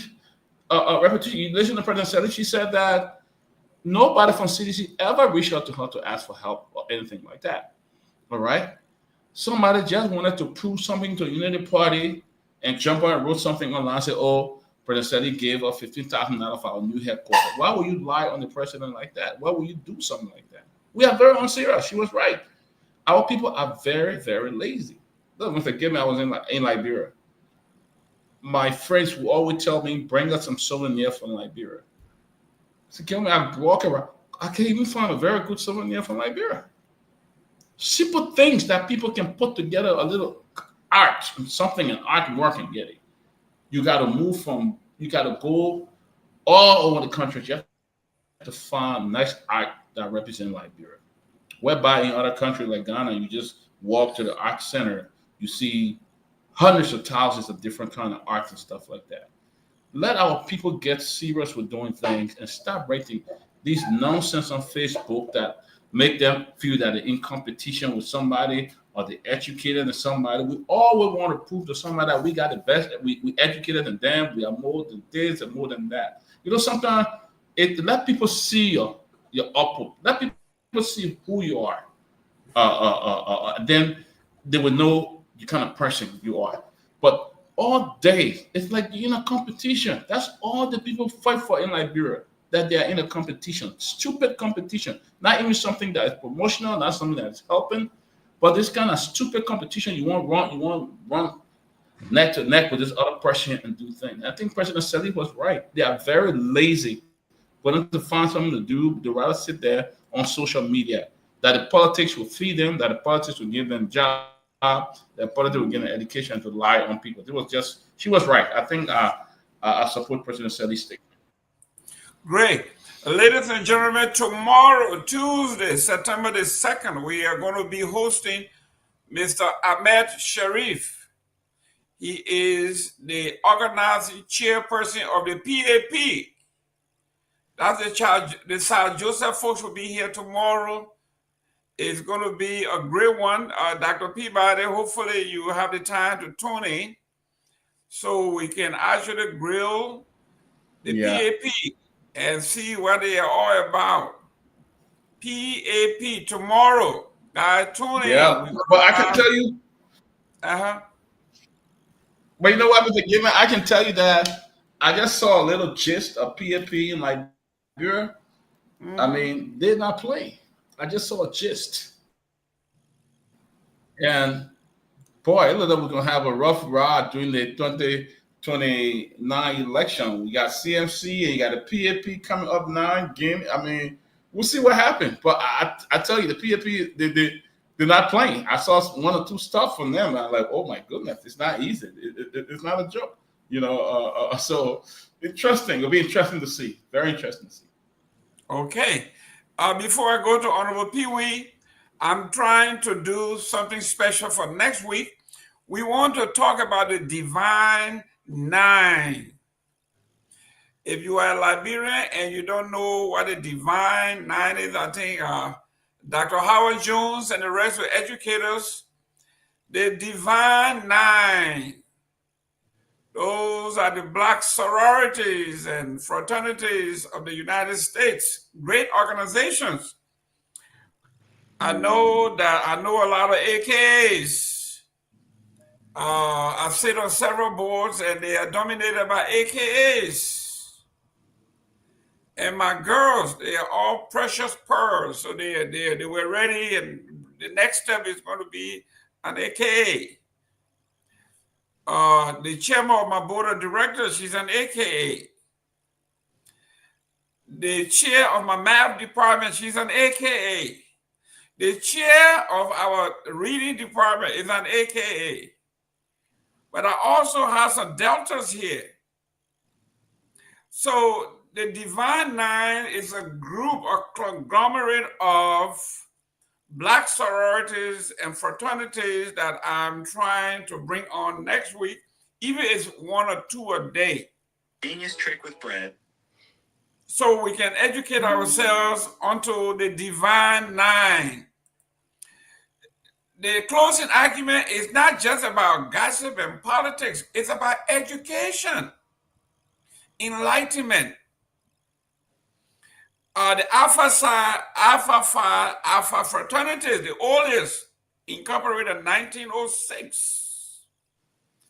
Alpha Kappa, Alpha sorority, aka 1908. Kappa Alpha Psi fraternity, they came in 1911. Omega Phi Phi fraternity, they came in also 1911. Delta Sigma, the Delta Sigma Tau sorority came in 1913. Phi Beta Sigma fraternity, they came in 1914. Zeta Phi Beta sorority, they came in 1920. Sigma Gamma Rho, that's my church sister, they came in 1922.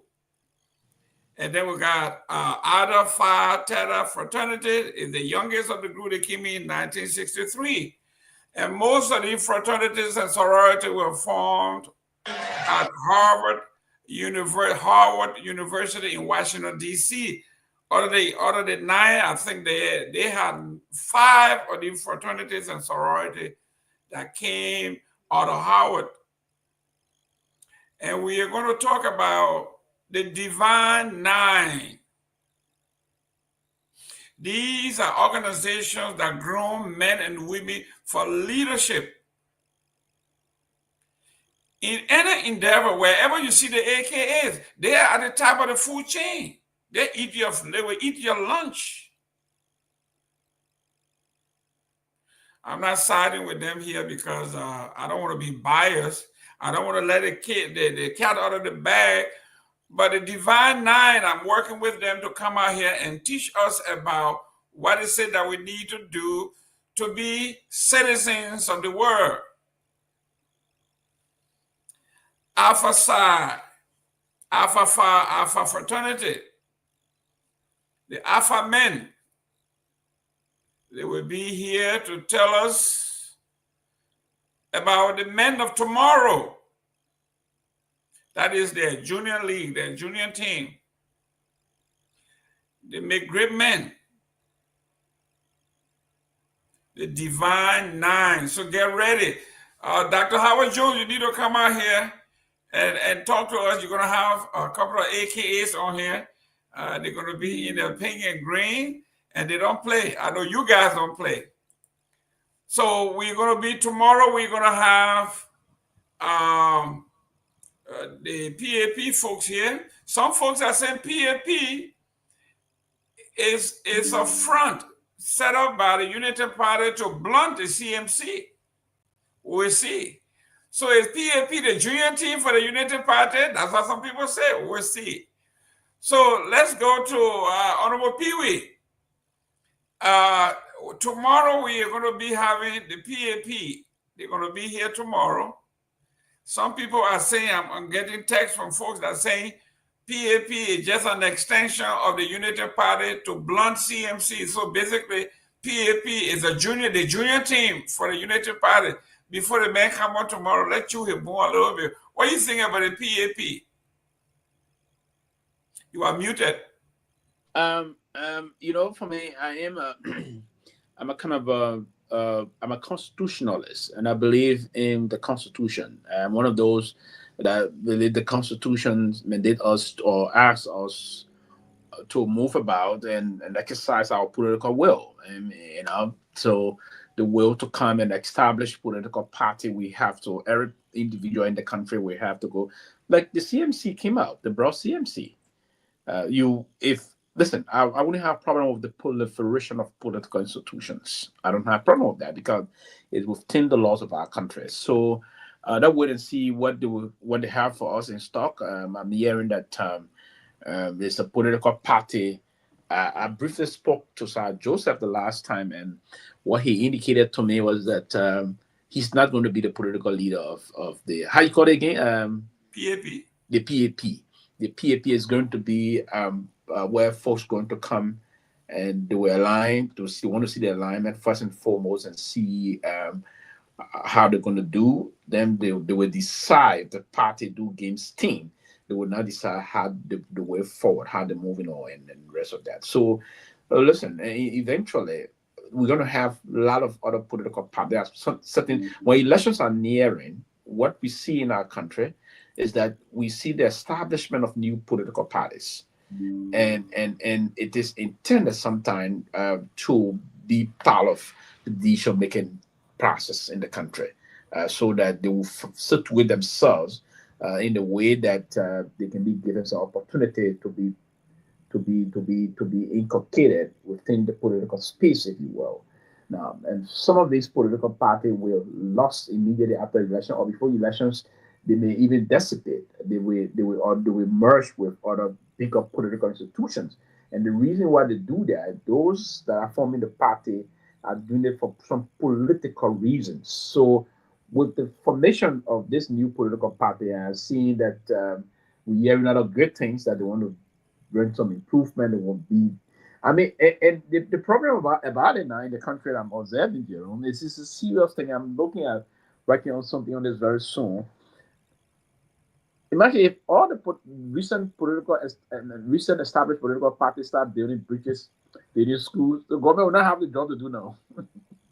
Government will have the job to do because I'm hearing also CMC is involved doing some intervention to bridges and other things.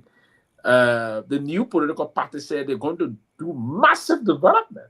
Good. Right? Yeah, massive development. So I wouldn't know. I'm here sitting, trying to wonder now as to if they did those things, then they will help the government a lot. So maybe I will start to establish my own political party tomorrow too, and just see, and I will move in Buchanan and just dress the sea out of Buchanan a little bit. That's right. I will push the sea backward. The Chinese did. I will push the sea, and that's what my party going to do, right?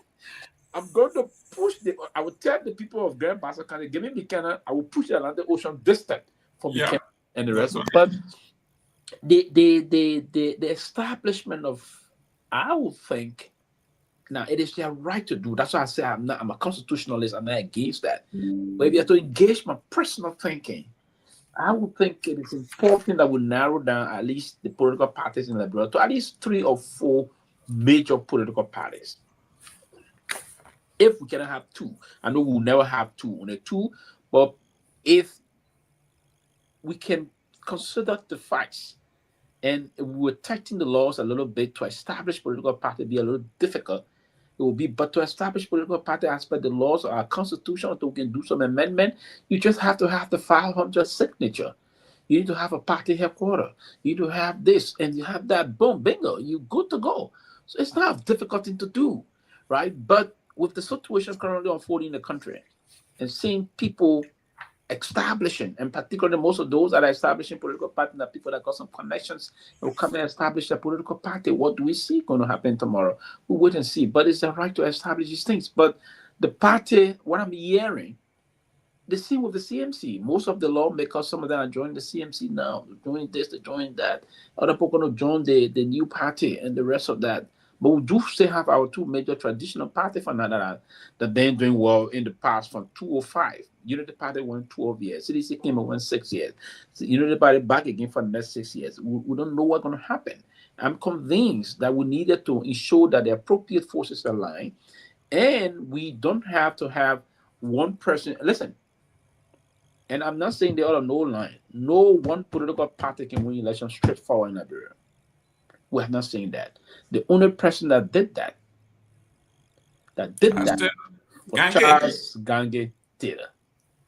Charles Gange Taylor was the only person that broke that record. And since then, probably he will have to come back and bring his own record again. And I don't see that possibility. So I don't see that now. Nobody. No one political party, even the most popular human being now in Liberia, former President George Weah himself, having won election all by himself. You need some level of collaboration. The last election he won, there was this NPP. That collaboration with NPP and the former Speaker Party, right? So the CDC won election recently. I mean, the Unity Party won again, the same thing.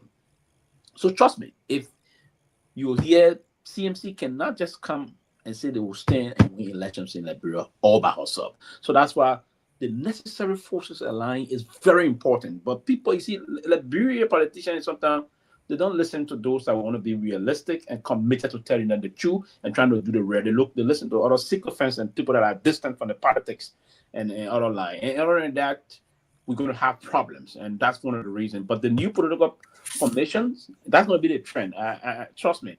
Beyond this new party, that's why Joseph and the rest of the folks trying to bring together, I'm seeing probably between the next now and then maybe in the next 10 political parties coming up again, new political parties. I will hope between 5 to 10 we're going to see that. But yeah, but Joseph and his folks, they're intentional. Again, is this going to be an extended auxiliary of the Unity Party? We don't know. Joseph is telling me no, it's not going to be. Is this going to be a way to just kind of know this movement is intended to amalgamate? Is the process of amalgamating the necessary forces that will align in the appropriate faction to dethrone the current leadership of the country. So let's wait and see what's going to happen. But I'm focusing on the signal. Great. Let me go to the studio. Myean, let me go to you, and then after you, we go to Mr. Masare. Myean, let's look at what's happening on the ground from your perspective, because you wrote a piece today that was being carried from our war room. Talk to us about the piece that you wrote.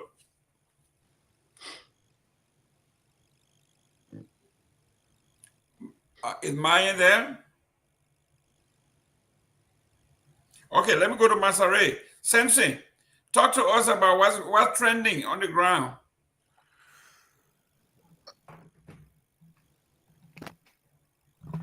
Okay, am I clear? Yes. All right, so 2 trending stories. It began this morning with the Student Unification Party, where they are currently demanding the immediate dismissal of their president on grounds that she's being overpaid, and the University of Liberia is still not up to the standard the student wanted to be. And we later in the evening, around about 4-5, we also saw breaking news from Manasalief. And by 2:30 today, we also covered the CDC, where they had, I can say, a belated press conference. Since August 23rd, they decided now to respond to the invasion that took place August 23rd, where they also clarified that the gun that was allegedly found in their party headquarters does not belong to them, and in fact they are challenging the Liberia National Police to provide further document and evidence to prove that the gun that was found in their party headquarters actually belongs to them. And we also listened to the CMC youth chairman, Kevin Passaway, who also appeared on Punch FM, and he came up with a very robust response to the United Party chairman, Chairman Luther Tappet, when he said that all of the other political parties, only CDC and United Party are recognized top political party. The remaining parties are helping frame. The CMC youth chairman made a robust response, stating that they agree that they are helping FREP, but the United Party is they want suffering our people. United Party is the suffering FREP, and so that's just the conversation for the day. For my end, that's what I cover for today. Great. Is something? Are you okay now? I'm okay. Huh? I'm okay. Like Myean, I think you. I was the one talking. Oh, okay. Is Myean okay? I think Myean is having problem with his studio, with his audio. Honorable Pewee, the House of Representatives received and accepted communication from the Executive Mansion in response to a request for a temporary suspension of key components of the concession agreement with the Liberian Traffic Management. What is that all about? I was hoping that Myean will throw light on this because he wrote this piece, but it looks like the Executive Mansion is trying to make a deal. Myean, if you can reason with us, please, because you wrote this piece and I want to know. But Myean, he's set up. Yeah, but it looks like he's frozen or he can't hear us. Call him off. Yes, but anyhow, Honorable Pewee. Yeah. We got here Weatherspoon attack on Finance Minister Sparks' allegation of proxy war for VP Coon. And it says here, Spoon host Stanton Weatherspoon called Finance Minister Augusta Peabody a bold-faced liar over the government $150 minimum wage claim, and attack some political figure now says could be part of a proxy war on behalf of Vice President Jeremiah Coon. Weatherspoon confirmed to the Liberian investigator that he texted the minister after a press briefing last week and told the minister, "You are a bloody liar, man. Are you living in reality?" His outburst came after Garguah declared that no one on central government payroll will make less than $150 a month, the statement said. So this has is blowing up into a serious fireball here between Mr. Weatherspoon and the minister. And now some people are saying Jeremiah Coon has actually taken over Spoon Network, and this is a proxy war that he is now the attack dog against the administration of Joseph Boakai on behalf of Coon in anticipation of 2029. Yeah, you see, a lot of things, and that's what I'm predicting Now, and this is alleged for now. It's nothing proven to be absolutely true, if you will. But we'll take it from the alleged aspect. The fact that people are now speculating that these are things happening behind the scene is troubling, not only for the current administration, but if it is true that Kong is engaged into those kind of um, sinister meandering behind the scene, he will have to stop doing these things because it will come back to haunt him. He already have Koga that is now trying to be towing his flesh, but you have to first and foremost focus on Koga. Koga is the threat to his re-election bid if everything were to move on. The fact that Koga is saying he's not a bad ball to him, he's trying.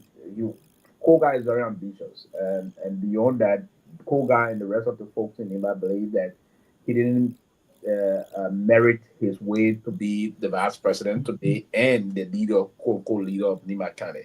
And so people like Koga that is up for election in 2032 would be very important to do a lot of things politically. Koga himself now believes sufficiently that he can be a political running mate to somebody. The fact that he's up for 2032 elections. So all the things that are unfolding in Nima County, you have to be a very, very much careful on this. Now, if it is true, the minister of, Stanton is attacking the minister via the behest of the vice president is also troubling for the vice president.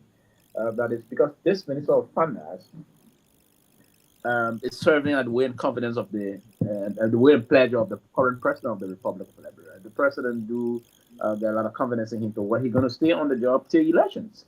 So I don't think you want to direct your misa on the finance minister of the Republic. And again, from behind the same things we're hearing, stand to be corrected allegedly also, that they believe that with this current finance minister being there, he's going to be a horror to a lot of their sinister operations in terms of hoarding, controlling, putting money in for the budget, because here's how they survive that, and that's how they make most of their money.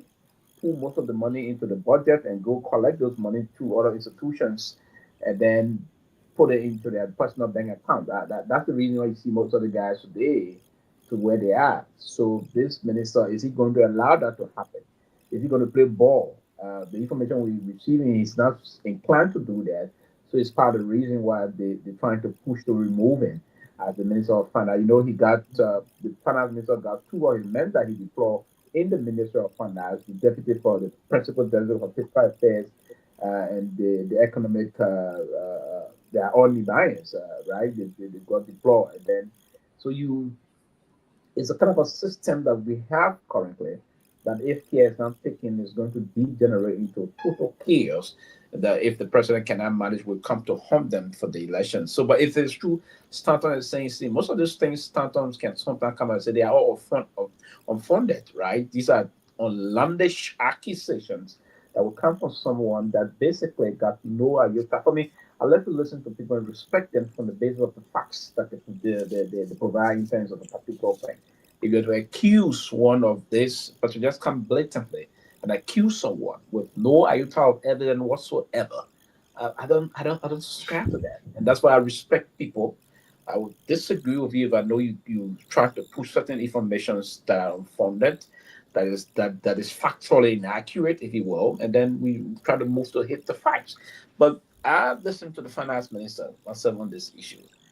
Just the last time we received some calls that there are folks, like he said before he inherited the ministry, there was small trunk of small, and he was very careful in that word, small trunk of civil servants that were that were making under that amount. Now he's saying currently that there's nobody. Now to call to say that as a bloody lie, we are trying to counter check the facts. You have to counter check the facts. But when you have and just a to see if he's saying what he's saying, they are blatant lies or bloody lie, if you will. But I respect this Minister of Finance. He's a respectable individual on a serious note. There are difficult times. There's a very tight fiscal space we have in the country. And everything is dependent on this one tax space. And then to be a finance minister at the time, you have to be very innovative, very talented and think outside the box and multitask to see how best we can operate in this space. And that's one of the reasons why when he was appointed as the Minister of Finance of our country, I was at ease, right? Because I thought that he got the bullet puppet to do the job. Coming as former budget bust, former finance minister, former foreign minister, so from terms of economic diplomacy, he come with the great expertise for former foreign minister for almost 4 years. So if he would find it difficult, it's troubling. It's a troubling sign for this government. Is he find it because the macroeconomic space, macroeconomic stability, it's a tough time the country is faced with now. If all the former finance minister, the former foreign minister, the former budget chief is struggling to get the country on course, I'm a little bit concerned that if we get into next year this way at this time, I think it's going to be an irreversible situation. That Great. the election is going to be a very difficult thing. Wait, let me go to Dr. Peabody. Spoon was quoting facts. He says he took the finance minister to task. The finance minister said, "On my watch, this government, nobody is going to go home with less than $150 a month." And then last week, Martin Colley posted some salaries of LGEA people bringing home $71, $69, $81. And Spoon is telling this man, you are a liar. You said in January that nobody was going to go home with less than $150. And here are the pay stubs. People are here. And here you are talking about shortfalls, recast. So I think Stanton got a point on this one.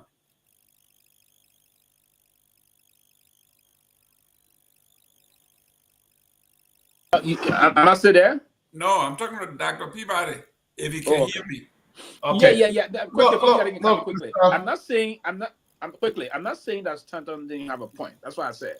I just sometimes he says some outlandish things, right? But for this one, we should counter check the facts and try to come with your facts. But now to come and say someone is a bloody liar without countering that with a fact, then we won't take you serious. So that's my point. So if we still believe that there are folks, the minister came out, he's the minister of finance. He should have all the numbers. If he's saying to us that there's no one currently in the CSA that's getting on 150, just come and say, okay, They did that. Mr. Martin Colley posted the salaries of several people, especially from the LGEA. Okay, what is that salary current? Yes, $71. LDEA also, and see, we all, and I'll spend some time for the JC, the LDEA issue also. Most of those on the LDEA we have, they are not civil 7. Now, so the minister spoke strategically. We have to be mindful to know these are folks that are being compensated by the LDEA that are not fully employed. They don't have full employment. And the Minister of Finance spoke of those that are fully employed with the CSA, recognized with the CSA, on the CSA's pact that going through all of those different sort of pay grade and the rest of that. So the structure of the pay grade, who fall in this bracket. So the Minister of Finance was talking about those that are duly hired with the government via the CSA account. Now, if there's coming to counter that, with those that are being compensated by the LDA, then you'll be wrong. And the minister got it right. So that's what I said. We need to be a little bit structured in terms of how we intend to attack the Minister of Finance, or in that we just slip and give some positions that are totally inaccurate, and then against what the minister is saying. So we have to find out if they are TSA people. But I can say for the record fact here that those for the DEA and Jerome quickly before people are coming, they are not employed with the CSA. They've been compensated. Well, we don't know. Dr. Peabody, they published the payroll of the LGEA, and there were a lot of people there making $71, $79. So they are taking Martin Colley and the rest of the guys who got the paper, who been digging up these papers, saying the finance minister is in the wrong. He has not been telling the truth, as evidenced by the budget shortfalls and the recast and the another request for a second recast in less than 8 months. You know, look, Mr. Gayman, cannot confirm or deny those information. I would let our team to do due diligence, like the Post and Acumen Guy reporter in Liberia, to come up and present this thing, so we can just dig a little deeper. If it's true, I think it's wrong. That's why you see these people can't really fight drugs, because it is wrong to even pay somebody $71 and expect them to work, pay their way to work, and common stuff like that. But I want to do a little bit of fact checking, do our due diligence before we really get on there. I know there are papers circulating, but you saw how the people lie on President Ellen Johnson Sirleaf today. You saw how they came up and say she gave $15,000 and appeared very credible, until President Sirleaf had to come and refute that. So I think we need to dig a little deeper and try to get our due diligence. Still crazy, acting crazy, but before Mr. Gayman, let's do this breaking news. The appointment that President Sirleaf just gave. President Bouakai just made in government, appointing Madam Fatima Bilete Binu Sirleaf, the Deputy Minister of Urban Affairs at the Minister of Internal Affairs, appointing Mr. Dete Mr. Jala Keshali, Executive Director of the Government Commission. I hope you guys hear me. Mr. Gayman, you can read out again. My internet been giving a lot of problems, but I think what you said. Let's dig a little deeper and see what the Minister of Finance is saying is truth or not, because rumors can really fly like a bird in that country. So I think we need to do a little bit of due diligence, and get that fact. That's my point here.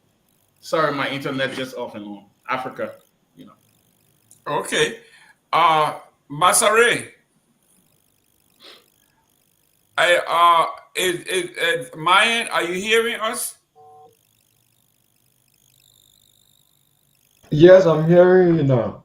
Okay. I was doing some editing in the back, so I wasn't paying attention. That's why. Okay. Dr. Peabody just read a breaking news from the ground. Are you familiar with the breaking news? You hear me? Yes. Are you hearing us? Yeah, I'm hearing you too. What is the breaking news on the ground? Okay, so the people I just read, I just sent it to you also.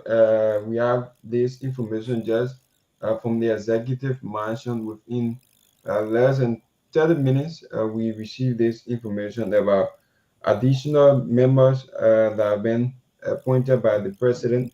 So they will be sent to the Senate for confirmation. So we have the Ministry of Internal Affairs. We have 3 names that were nominated. We have Madam Fatouma Benu Sherif, Deputy Minister for Urban Affairs, and we also have Mr. David and Harvard, Assistant Minister, for Administration at the Ministry of Internal Affairs, and we have Mr. Thomas Fala, Commissioner for the that's a term within this local area.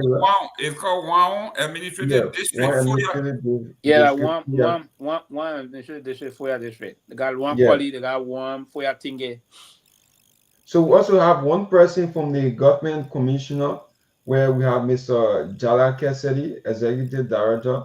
That's the name that were posted out from the executive mansion. So we have 4 names that were shortlisted from the executive mansion.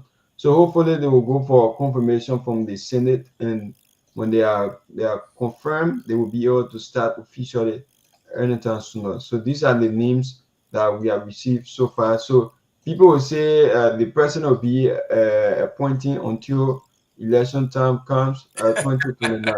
Yeah, so we'll keep receiving appointment. Likewise, the same thing happened the former regime, the former president George Manuel regime. We have people named coming up to the time we saw that election was closer. Like we have 1 year to election time, we saw names coming up.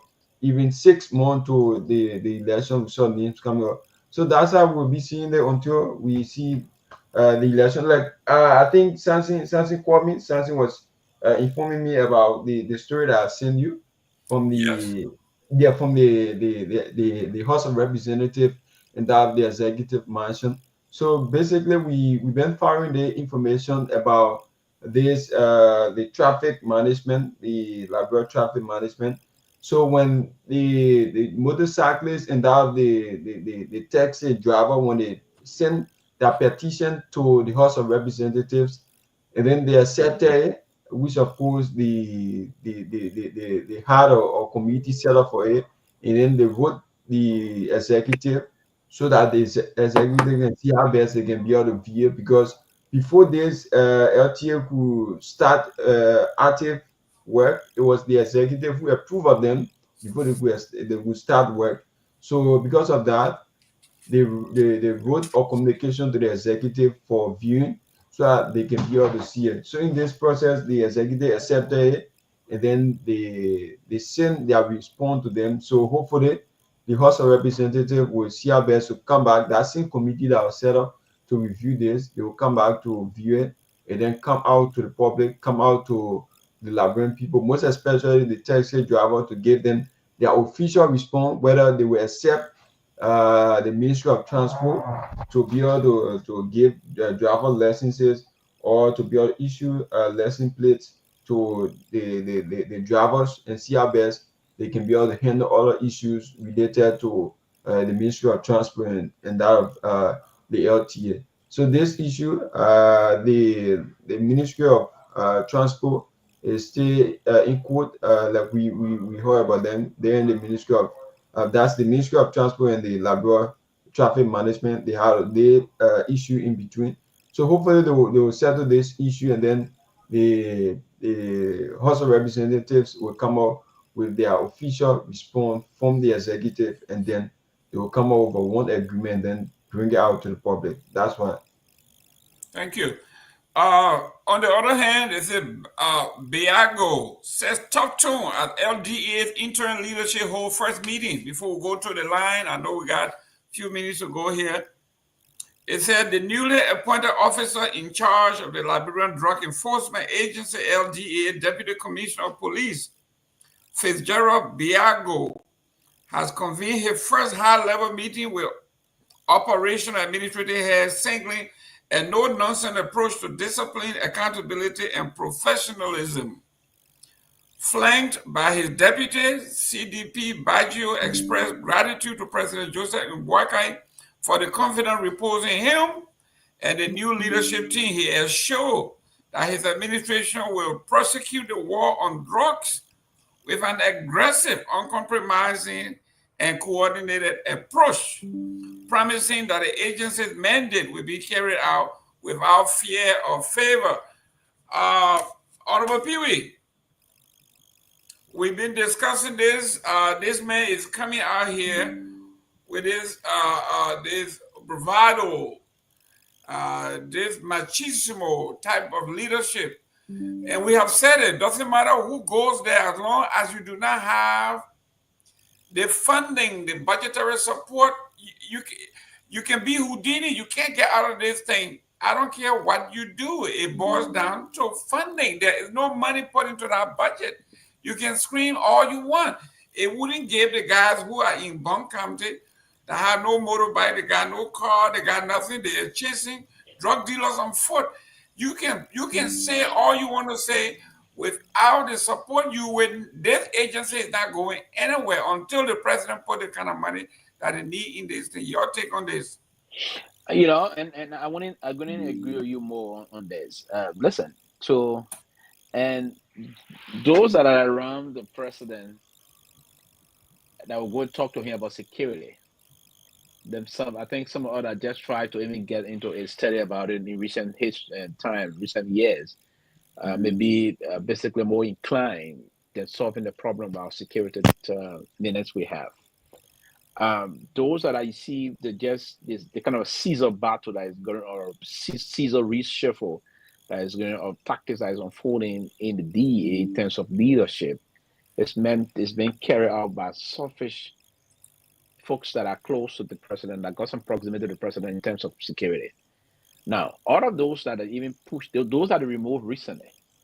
Now, I can understand the reason, the first team they got rid of, the reason why they got rid of that team. And we call on the president to take action before he took the decision. It is understandable why he did that, because the team there, they were just a loggerhead and being very belligerent with one another. You wouldn't want the kind of a leadership of the LDA on a president that is democratically elected. Even the president that is not democratically elected wouldn't take that nonsense. We commended him for that. This current leadership, you remove them and brought folks that most of them got questionable reputation in the Liberia National Police. Questionable reputation. Most of them have been very deeply corrupt in the Liberia National Police and other areas. You bring them to spearhead this. Now, leave it. It's not my business. Now, if the president is serious that he came to rescue the country, and the rescue side of things is to ensure that part of the rescue side is to stop the drug crisis we have in the country, the president will also be serious to take some administrative decision, a major policy framework decision that will go a long way in trying to stem this thing. Now, one of the things you're going to do is the recent budget you said. The LDA is grossly underfunded. You cannot have an underfunded institution that you expect, even the interim team, what are they going to do there? They're just going to go morale. As you said, it will go a lot of things. It will come massive talk and all these things. Nothing going to happen. The country is in our term, or in other country, it's a small country, but our term, the country is big to 15 counties.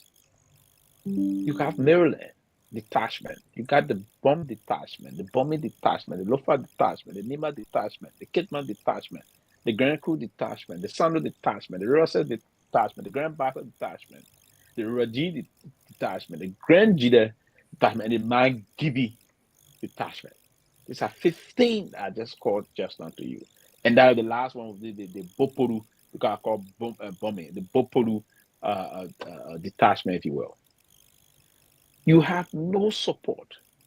You listened to Mr. Ability the last time on this platform, saying the police detachment, I don't know if that is true, is dropping the police detachment of the Liberia National Police in Nimakante got less than 1 and 2 vehicles, or less than 3 vehicles. A huge county like Nima. I was just in Zozo the last time, Lofa County. It's evident also that the police is deeply underfunded. The Liberian National Police, the first line of contact of the justice system. So how you expect of the DEA? So we need to have a comprehensive discussion. If the president, and that's why I said no one can fight that process but the president of Liberia. If the president so determined to engage and solve this problem, or try to curb it or stem it, the president can do that by just instructing his Minister of Finance, increasing the budget. Then you appoint someone that with you have your confidence, and someone that you will really trust, that's impeccable in terms of his character, that exhibit moral character, moral judgment, that will spearhead the institution and make sure resources that are given is accounted for, and personnel that are deployed are accounted for in terms of their moral character. And then you start to build intelligence. The intelligence coverage will have to be consistent with the way you want to do things. So deploy those that will have to deploy, and then you allow the NSA now to provide help to the DEA in different part of the country, like all those other counties in the country. You will see drastic changes, Jerome. And then you talk to the Minister of Finance. Now that the Finance Minister said there's no one getting on this. Now, what is the personnel listing of the DEA? They say, okay, out of the DEA, we have around 500, as the former guy said the last time. Out of the 500, we have only around 150 that are duly trained that went through the police academy to have training. Now, what's the intent to beef up this number and give them the appropriate necessary training regimentation that they will have? And you do re-vetting of these people, vet them, deploy some mechanism that will also send it so all of them can go through the drugs test. Try to ask your partner, ask the U.S. Embassy in the Capital Monrovia there. They will give you some assistance. You run tests on all those people. Those that you know that have been taking drugs, you pull them out. We immediately dismiss them. Then you initiate a new hiring spree that will also, part of the criteria of that hiring, they will have to go through their drugs test. I've been here, all the time I've been here, the brief time I've spent in this country, consistently been here almost 5 years now, since I left 2021. I've been places to get a job, I have to go do the drug test. And they will know if you have been taking drugs, they will determine that.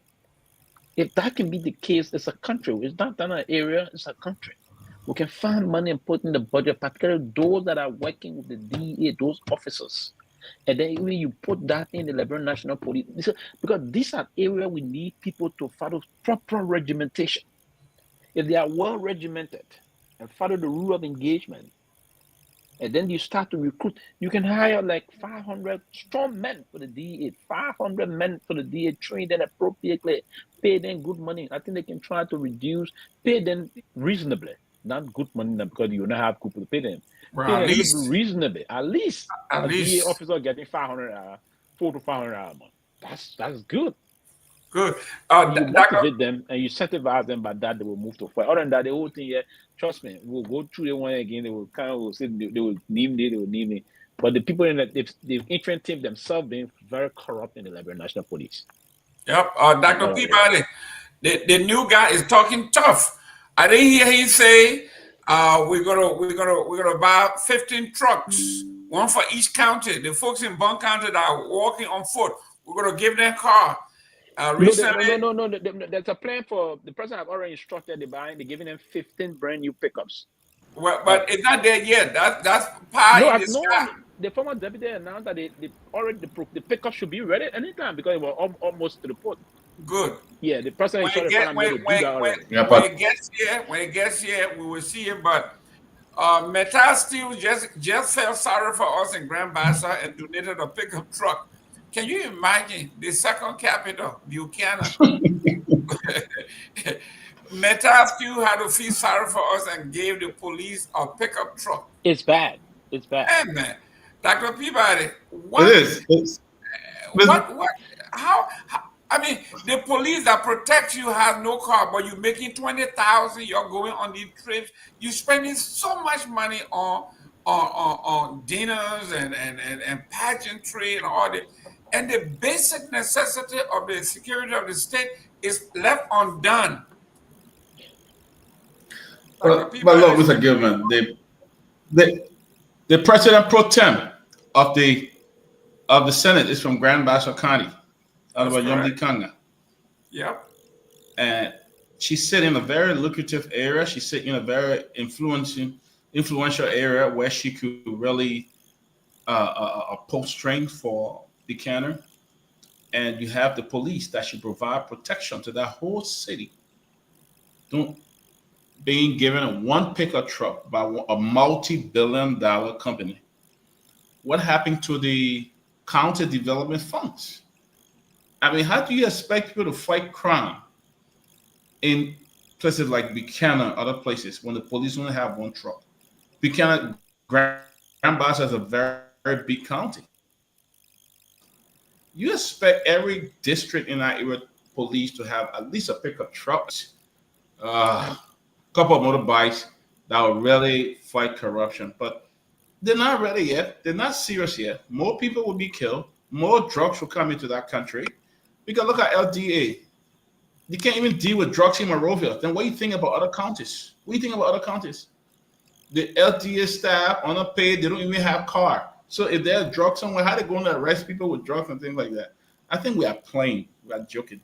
If the president is really serious, like Sylvester said, you won't appoint people somewhere with such a questionable reputation. The EPA, the director of EPS, Mr. Sam Gay, could be a perfect candidate for that position. Why are you carrying to the executive mansion guy? This man was EPA, worked for the U.S. government as a drug enforcement officer in Nigeria and other parts of Africa. He knows the inner connection of the different drugs that come through West Africa and other places. Why don't put him there to head that department and to bring changes? This guy has worked on an international level. Why are you putting him to be the executive protection, EPS, to be the one in charge of EPS? I think it's a misplacement here of people. And if you want something serious, a good result to come out of that, you appoint qualified people who really able to do the job. Not question about people. The people he put in there now from the police, I don't know what experience they have in fighting drugs in our country. I just don't think they have experience. I think they really qualify to deal with such a complex situation. It's bad for the country, but it's shame for Baza too. When you have the president pro tem of the Senate for your county, she can't even negotiate with Mitasuti and other areas to provide 10 or 15, 20 trucks for the police. What a disgrace of our public officials. What a disgrace. It's a shame. Absolutely. Myean, can we open the line for a few minutes while you're here? I know within the next 15 minutes we'll be done. Let's open the line. Yes. So if you want to make your contribution, you can put your cost in 0777 649986 plus 231 649986. So we also have our other number here. So Sasi, you can just read yours from Kia Radio there.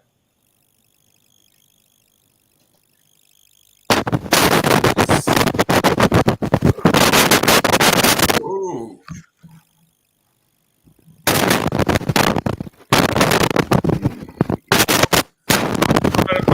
I think Samson put his mic on.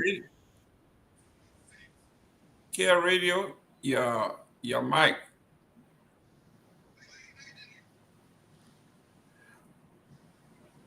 Okay, Myean, let's go. Okay, 0777 649986, and we also have 0777 969959 0777 969959. Let's take our first caller who's on the line. Hello, caller. Name, what do you call from?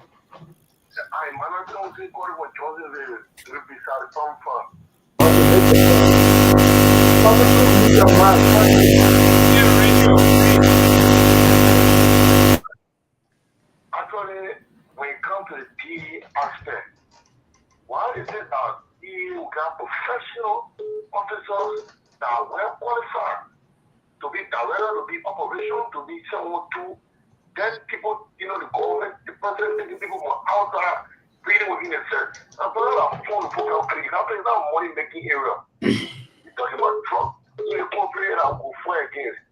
You can't say that we just people have the Jabata, the whole system, people, they do anything they want to do. You put out 2% of people to make money out of it again. They are poison for God's sake. There's no police work to it. There's a drug matter. And clearly should have put no drugs in the first place.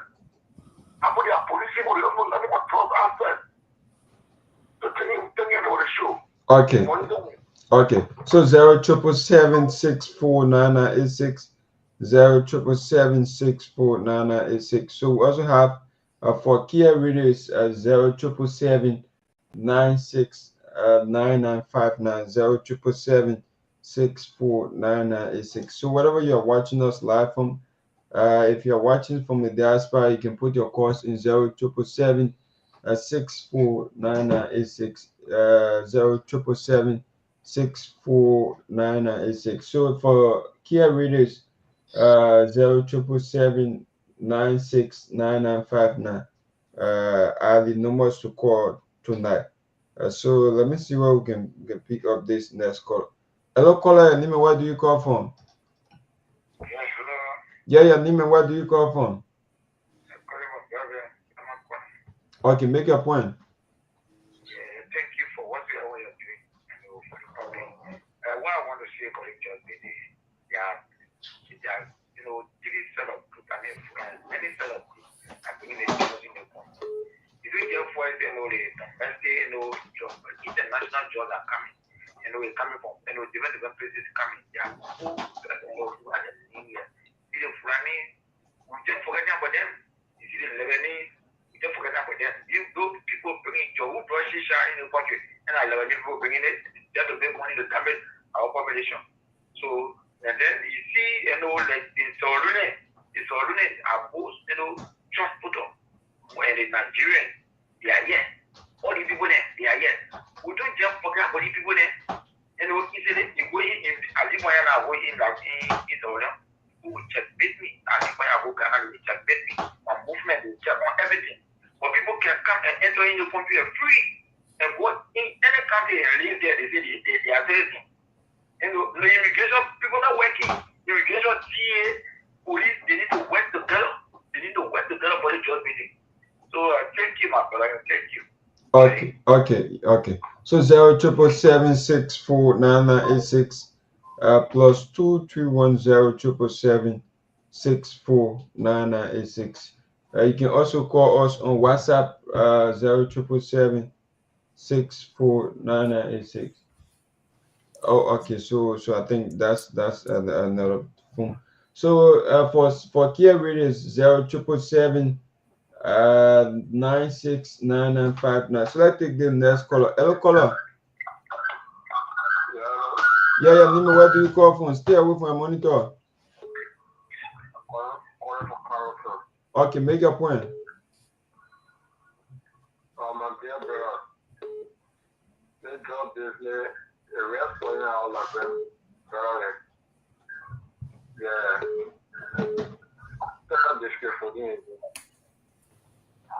Okay, thank you. 077764986 077764986. Let's take this next call. Hello, caller. Stay away from my monitor. Wow, we cannot do this. 077764986. We also have for Kia Readers 077 969959 077 969959. Something if you have a call there, you can just let me know. Then we bring you over. But your background is terrible, something you need to work on it quickly. So 077764986 077764986. So we have roughly about 4 minutes to go off on Truth FM. We have roughly about 4 minutes to leave Truth FM. Hello, caller. How you doing, sir? Yeah, I'm okay. Your name and where do you call from? I'm Energy Global calling from Kehleboe. Okay, make your point. Yeah, what I'm trying to say about the job in the country, the people are not serious. They try to play phone off. If the government was serious about the job in it, they are running behind the children that will be taking the job. They are not the ones that is going to be running behind. Those are going to bring the job into the country. They are the big people that is going to be chasing baton or they are playing phone. Okay, so how do you see the new interim leadership at the LDA? We watching to see. Yeah, we're watching to see their effort. Okay, thank you. 077764986 077764986. And we also have someone on the line. Hello, caller. Hello? Please stay away from your monitor. Okay,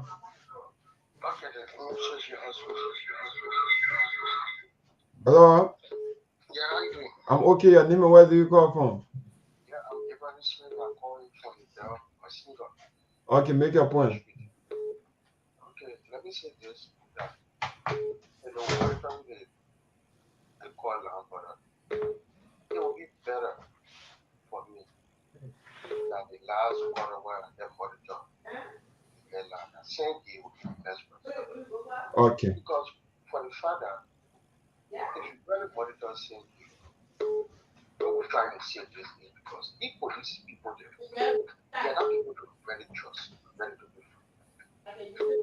So I'm not saying the reason being BFS was that Boga will be looking at to be appointed for the police setting.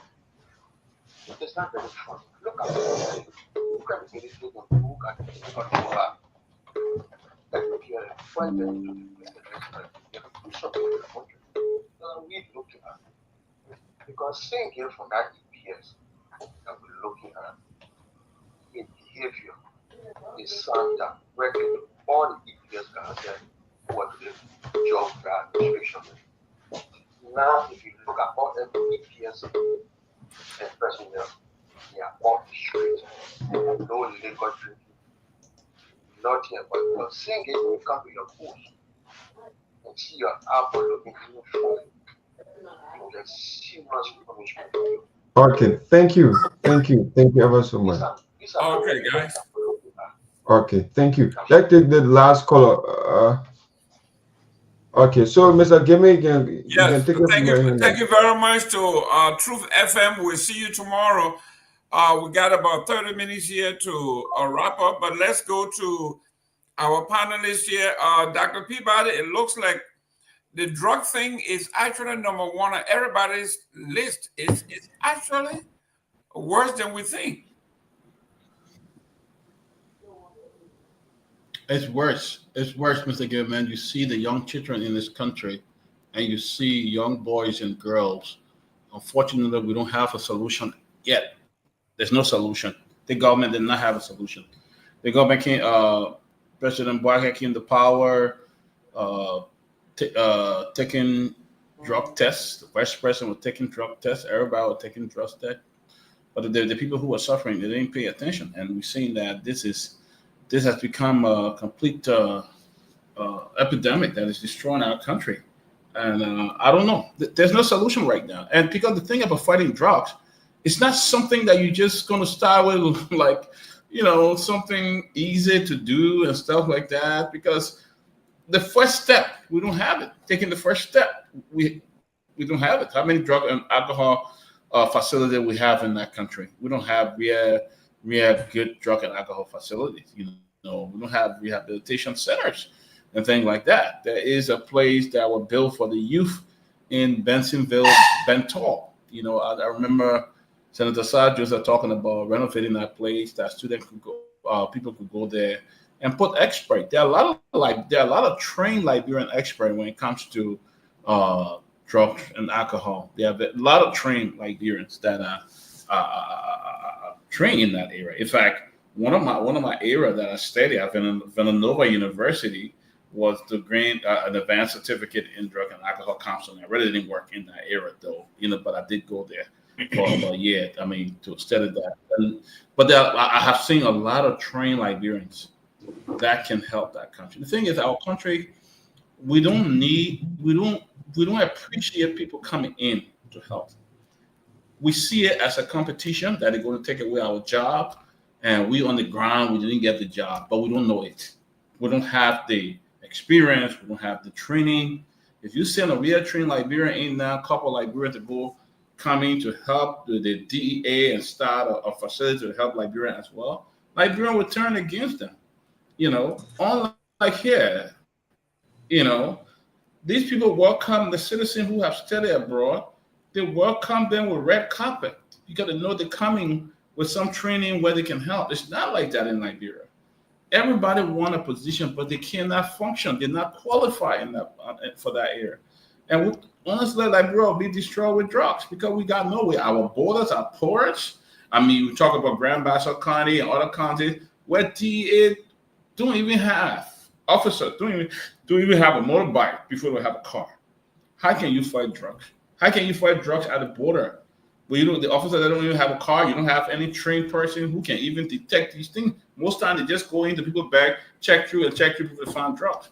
What about other area where they bypass the border and carry the drugs? We don't have it. We don't have the trained staff. I don't know what's the number of officers we have at the DEA. But can you imagine right in Monrovia, we can't fight it. Think about the other the other 12 counties and stuff like that. So it's going to get worse. It's going to get worse. I mean, and at this time, the international community is pulling the money. The U.S. is cutting all their aid from USAID. So we can't even depend on them to come in and help us to give us money. So we have to find a way. Bring in experts. There are a lot of Liberians who want to come home. They don't have to be part of the Unity Party. They need to come home. If the government gives them an opportunity, I know a lot of Liberians who want to come home and help in that area. But it's only going to get worse. All I can say it's going to get worse. But Dr. Peabody, let me say this to you: if I came to your house and you are eating caviar and drinking the most expensive wine and everything, do you think with my few dollars or how you think I'm going to come and give it to you? Jesse Jackson, I went to one of his speeches, and after the speech, we lined up to talk to him. And at the dinner, he and I were talking during his heyday about 10 years ago. And he said he visited Liberia during the 70s. He said when he came back, he reported to President, I think, Jimmy Carter, and told President Jimmy Carter, those people living better than we, the Black people here in Chicago. If you have any money, give it to us here on the south side of Chicago, then send it to them. He said they picked me up he said I was having dinner in our gold plate and gold spoons and all of that, and I was drinking the top wine. He said the people, you think the USA, the Republican don't know that you, a poor country, asking us for help, your representative make more money than we make over here in the United States. Yeah. Your senators make more money. Your people make more money. So if you make more money than me, why should I give you my money? So if Liberia wanted something to be done, why don't we charity begin at home? Why aren't we cutting down our own perks and salaries, and then we ask someone else to help us? We don't have any skin in the game. Right. And the thing is, we're not used to helping ourselves, Mr. Gayman. We are not. I don't know how much of the government budget get support from the international community. We talk about LRA raising money, collecting revenue, but most of the budget it comes from assistance from the international community. Most of our budget is funded through foreign direct support for our budget. So where can we do to help ourselves? Every day we come in with these big proposals, $25 million. What is the next thing we talk about? International community, healthcare, international community, food, international community, drugs, international community. What do we do for ourselves? What can we do for ourselves? People are living luxury life. They're enjoying it and doing everything. But what can we do for ourselves when everything comes from the international community? So, look, if you are used to backing all your life, you grow up, you will not stop backing. You will always back. Even if you have a mate, you always want to back. Because that's all you grew up knowing, that all you see is on handout. That's why when you come to Liberia, you spend so much money that you can't even spend a month in America. Because everybody is coming, handout. We cannot do anything for ourselves. So can you imagine the country is backing? What do you expect of the citizen to do? To beg as well. We got the resources. Don't tell me people you're buying some agency cars, government official buying $65,000 car, $75,000. Don't tell me we don't have money to. Some people get gas slip for the end of the month. They get the gas is so much that you can't even use it in a month. Can't use it. Then the next one, roll over, they give you more gas leak. So what's the essence? Some people living right on the oil or living right in single, you're giving them almost 150 or more gallon of gas a month. How far do they drive? You'd never cut that. So the thing is, the whole country lives on backing from the government down. The one that should go to the people, we use ourselves. So what do we do for ourselves?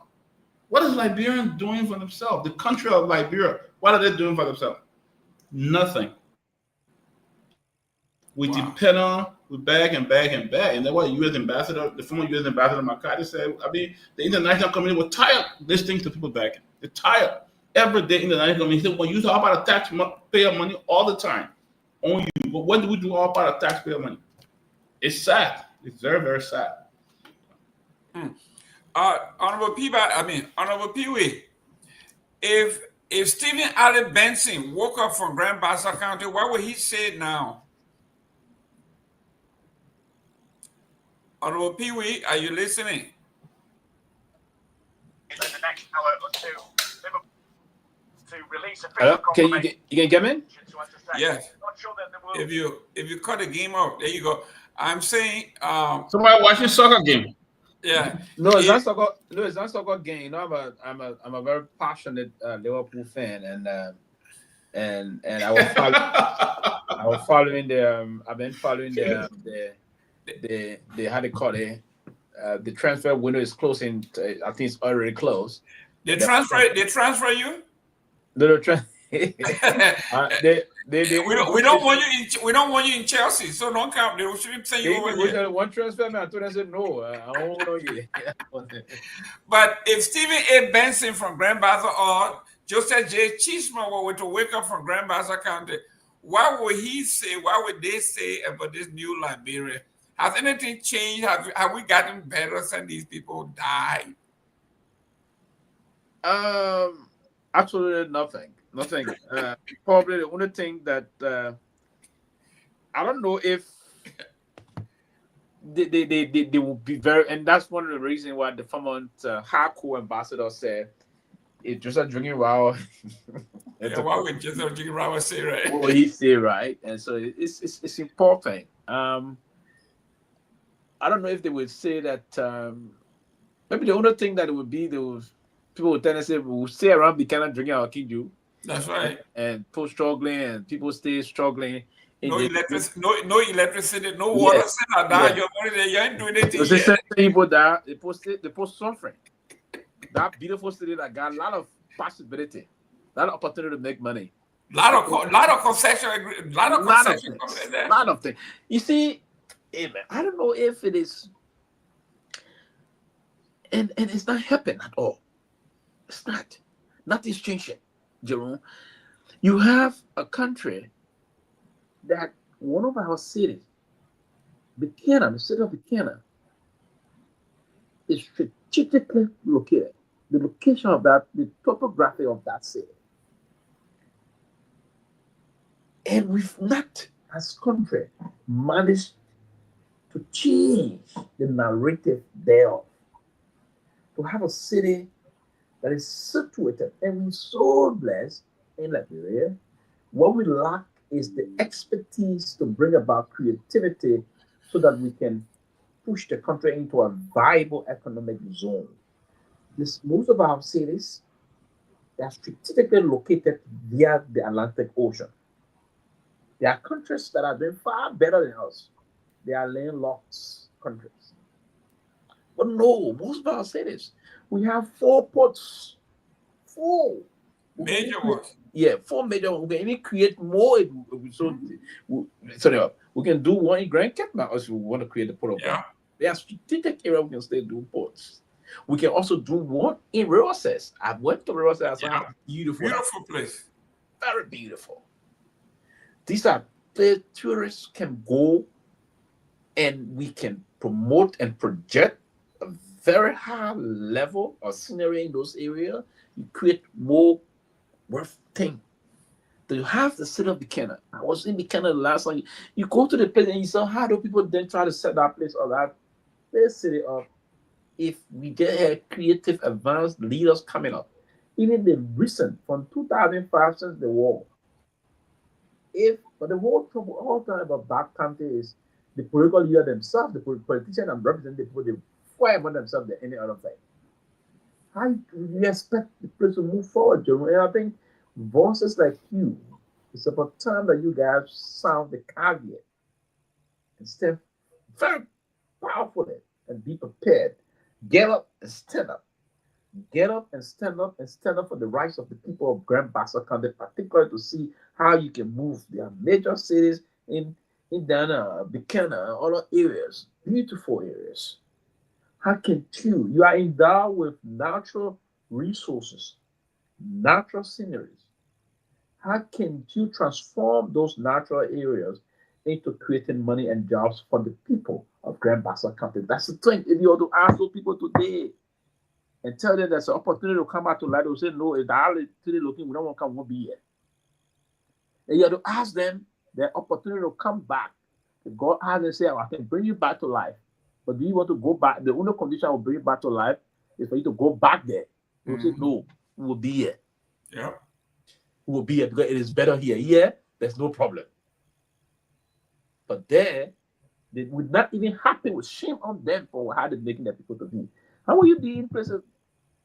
Those kind of area today, you having the hospital. That's the last time I went in the hospital that when it was dark. So imagine when the place dark. What were you want to do that? You have the port of it. Now, the only thing you saw them pushing for is to push for the port to be autonomous. The autonomy of those ports, because politicians will personally benefit, they will reap something from that.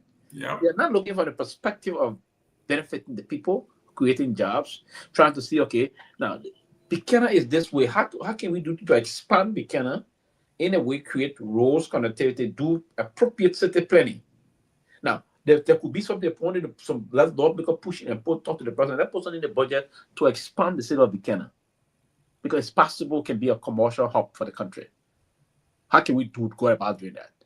Can we engage the folks in the United States or other Western countries to come and sit with us and plan our city and see how the municipal zone would be, the zoning, the outlining of the city? Because those kind of a city, you don't allow people to cluster up around the place like we do in part of Monrovia and other areas. So what you do there, you allow city planners to come and do appropriate city planning, and then you use that with people start buying land going outside of the city because you're going to extend it up. You make sure those roads the road will be there. The alleys, everybody respect the zoning law. All the alleys should be structures. After every 4 blocks, there's an alley, and everywhere you can drive behind somebody's house, in front of somebody's house, and you start doing that. You start selling those areas to some money people around, and then the whole country sit down and say, "Hey, we've done this thing before. We've done it before. It's not helping us. Can we do some amendment of our constitution and say citizenship right should be to any human being on earth? We just have to make sure we vet the appropriate people to not bring criminals in town. We open the citizenship right. Trust me, those coastal cities that you see, that your city, Buchanan in particular, one of them, you will see people moving and start buying land in the numbers and start putting some skyline up. In no time, Buchanan will be a to-go zone. People will start moving. You will see flat into Rawa Feed because it's about 45-minute drive from Rawa Feed, or an hour. It's not easy. Someone will drive 2 hours to airport to leave this country. 45-minute drive. Then people will start putting beyond Hotel Buchanan. They'll be seeing some beautiful hotels. People will start making use of the Atlantic, the source of the Atlantic Ocean, building beautiful resorts. And then those areas now, people from all over the world will start going there. We just put it on CNN, put it on BBC. Then we talk to most of the airlines are going to the country. Those airlines will put it on their menu for movies. So when you click, the last time I was on Brussels, I started clicking, see the 30-minute video the guy on Togo. I saw that video more than 6 times before we landed. Yeah. 30-minute video they have on Togo. See that. See what they have on Gambia. It's on air Brussels movie menu. And there are other countries. What can we do there? Ghana got it seen on British Airways. Often on time we fly from 6 hours, sometimes 6 hours and 10 minutes from Accra to Heathrow Airport. Sometimes when you're on that double-decker Dreamliner, British Airways, the fastest time we ever go on that thing, I was surprised. We took 5 hours and 16 minutes. Very good weather that night. The guys thinks about Ghana, East Coast, this area. I haven't seen something like Jerome got beautiful area in Liberia. Have you seen Buchanan good? Go to the sea coast of the area. Go to Harper Maryland County and see Lake Shepherd coming into the Atlantic Ocean. Go to Grand Kitma County, where you see Lake Pixel. Go to Tyler Grand Kitma County. I went to Tyler Grand Kitma County to attend the funeral of the late Representative James Benson. I saw the beauty of Tyler. That's a beautiful part of Grand Kitma County that you have. The former president of LBDI got some resort. They had some property there. Those guys before built some resort, nice resorts. I like they are abandoned structure, but you see how beautiful. Trust me, we go to Atlantic City here in New Jersey. The last time I was in Ocean City, you see how people build Ocean City? Oh yeah. Think about that. If you start allowing opportunity for people to come, bringing no money board that got money, so people got money in abundance, they're looking for a place to live. Even in Liberia, give citizenship to that place in Liberia. People got money, give citizenship, open it, change the line. Doctor, sorry to say, I'm saying here, Dr. Henry Fofana said one of the racist constitution we see ever in the world is our constitution. We want to leave, go in other country. I want to come in this country and be this citizen. I want to be American citizen. I want to be a French citizen. I want to be a British citizen. We want to leave and go to the population and be citizen, but we don't want them to come to our place to be. It's not that stupidity. So high level of hypocrisy that we see. Open the process of those that they say, oh, the poor are having to come buy all the land. Come on. Those people buy the land, they're not coming to force you to sell your land if you are poor. You don't force to sell your land.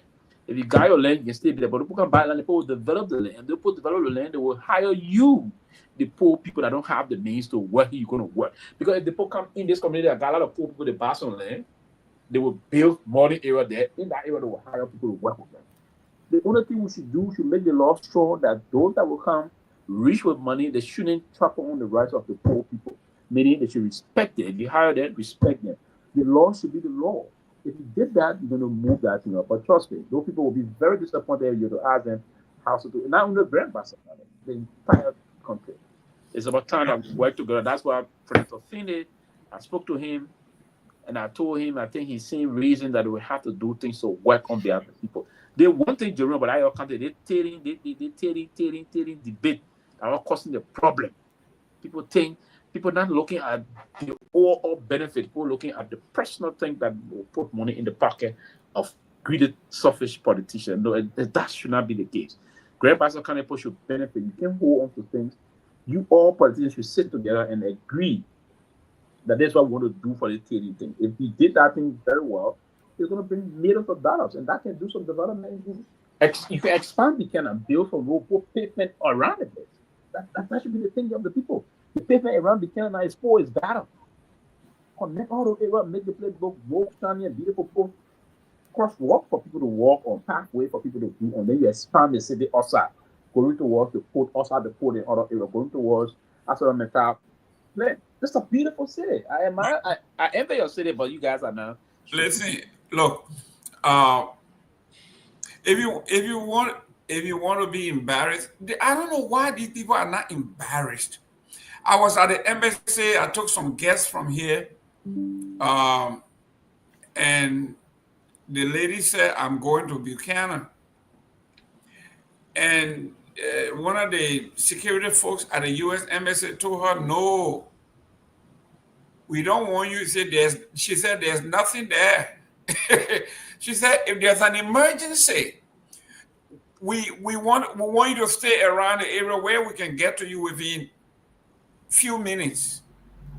She said, "Going to Bassa, it will take us hours to get to whatever happens to you. If you can get us, it would take the U.S. Marine hours to get to you. There's nothing there." The lady, they took the chance and went with me, Dr. Peabody. We got into Buchanan. And the lady from Kenya, she told me, that when are we in Buchanan yet? We're at Bassa High School. Wow. Because she, before she left from here, she had done all the reading about Buchanan, about Grand Bassa, about Buchanan. So she had envisaged this place, this historic place. And then we got there. She said, "Are we in Buchanan?" Yeah, I said, "Yes, we are downtown Buchanan. This is my alma mater, Bassa High School." And the lady George just dropped. Wow. This is the embarrassment I'm talking about. But yet and still, we have our government officials that make all this money. Look, we have LAC, we have Metal Steel, we have, all the other corporations there, and these people are paying counted social development money they are paying in the millions. They are talking about this tailing. Sam Johnson commented that the tailing could bring in about 600 million.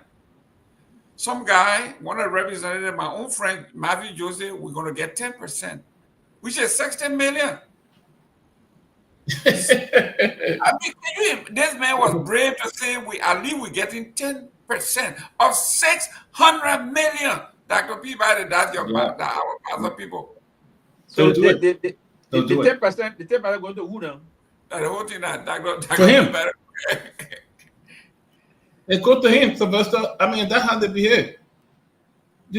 That's a parable that somebody said the baby ain't born, the eye bought big B already.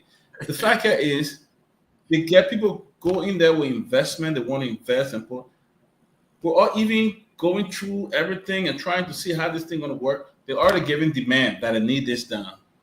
Now, if I'm coming with a business, you tell me maybe 10%. I've not even started the business. I don't even know how. Tell me what's going to happen. What the deal? So we can't even do free business registration in our country or something like that. Investors want to come. One of the things we talk about, you don't have good electricity in part of the country. You don't have roads. Then you would represent it, instead of bringing an investor, encouraging them to come and help, you want percentage from them. How can we, our country is great, but unfortunately, we are only known for the big mouth and the big news. Liberians like news. Liberians love news and big talk. Sit down on that beer table and folk are drinking some beer. You hear some big talks. They want to do this, want to do that. All we talk about is our history. We know when Liberia was this, Liberia that. When was the children that was born 1985, 1980, 1990, and 95? When would they talk about the 1980? When can they say, during 1980 things were fine?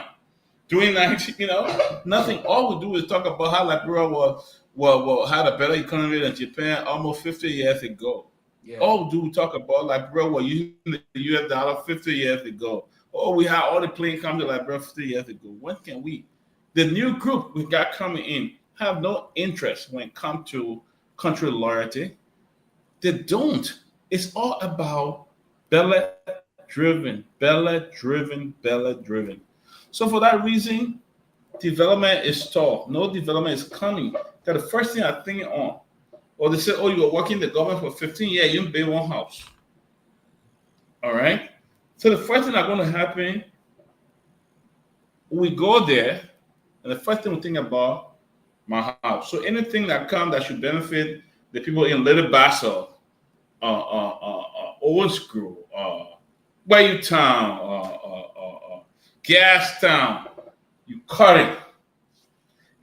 Somebody told a story about one legislature. I'm not going to call it, but I said the guy can steal so much until even when it comes to stationery, it'll steal the money from there too for the house. How bad it is.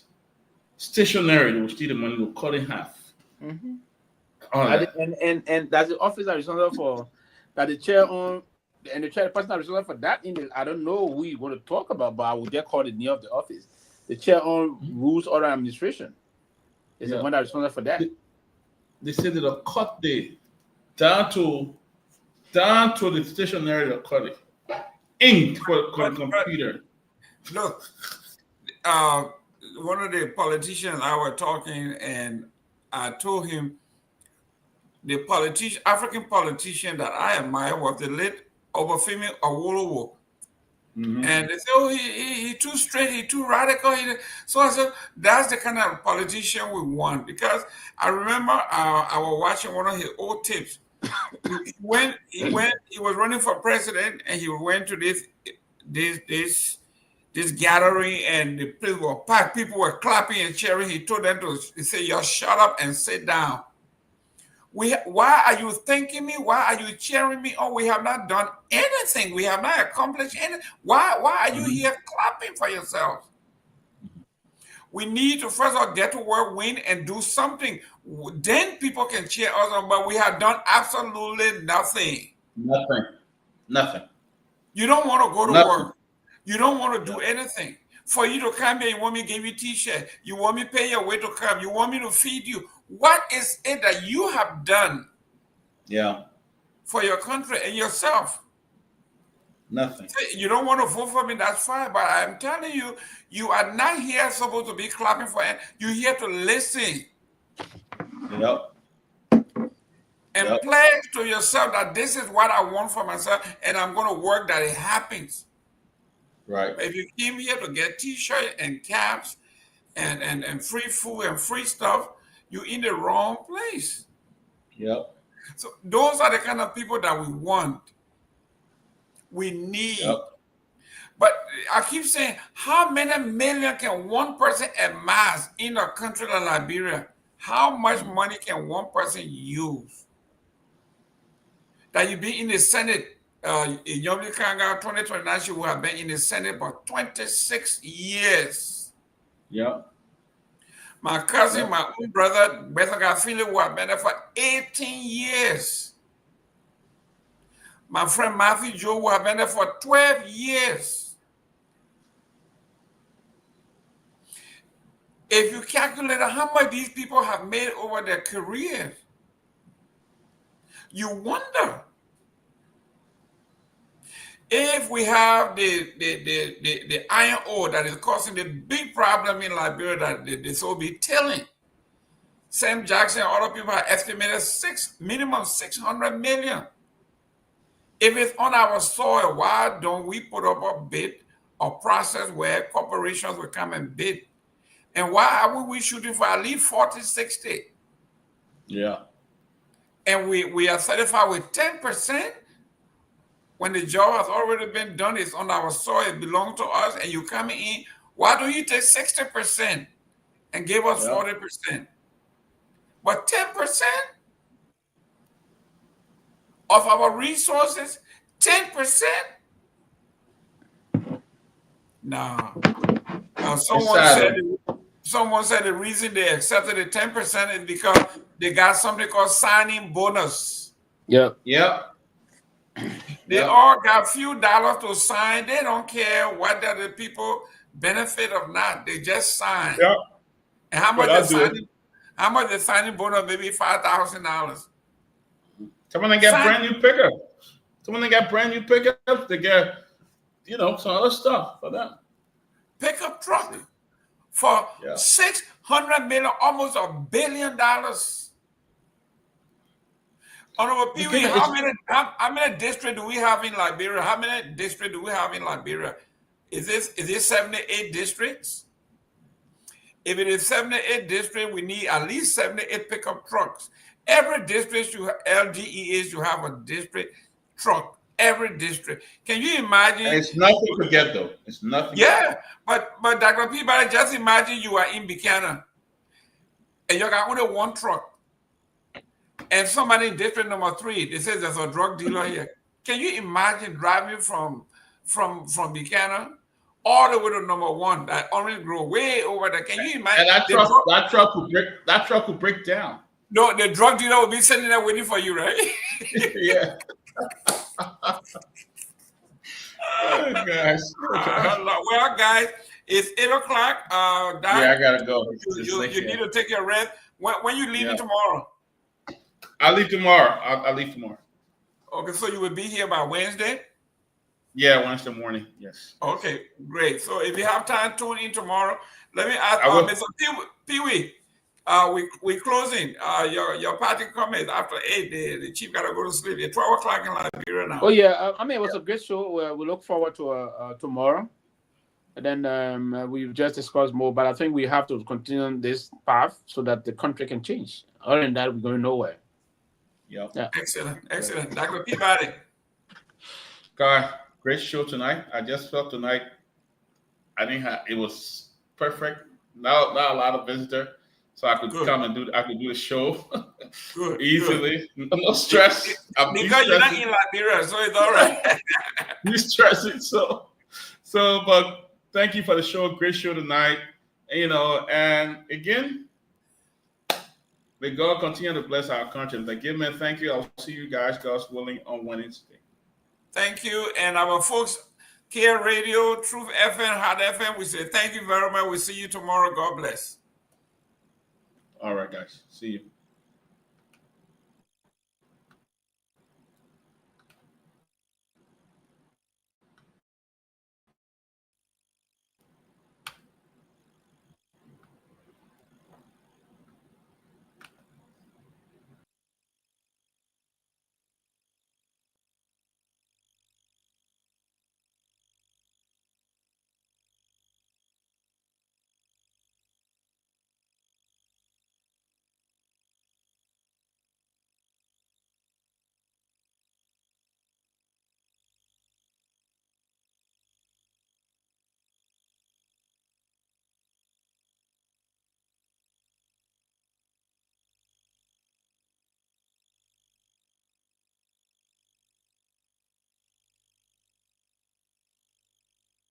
Von der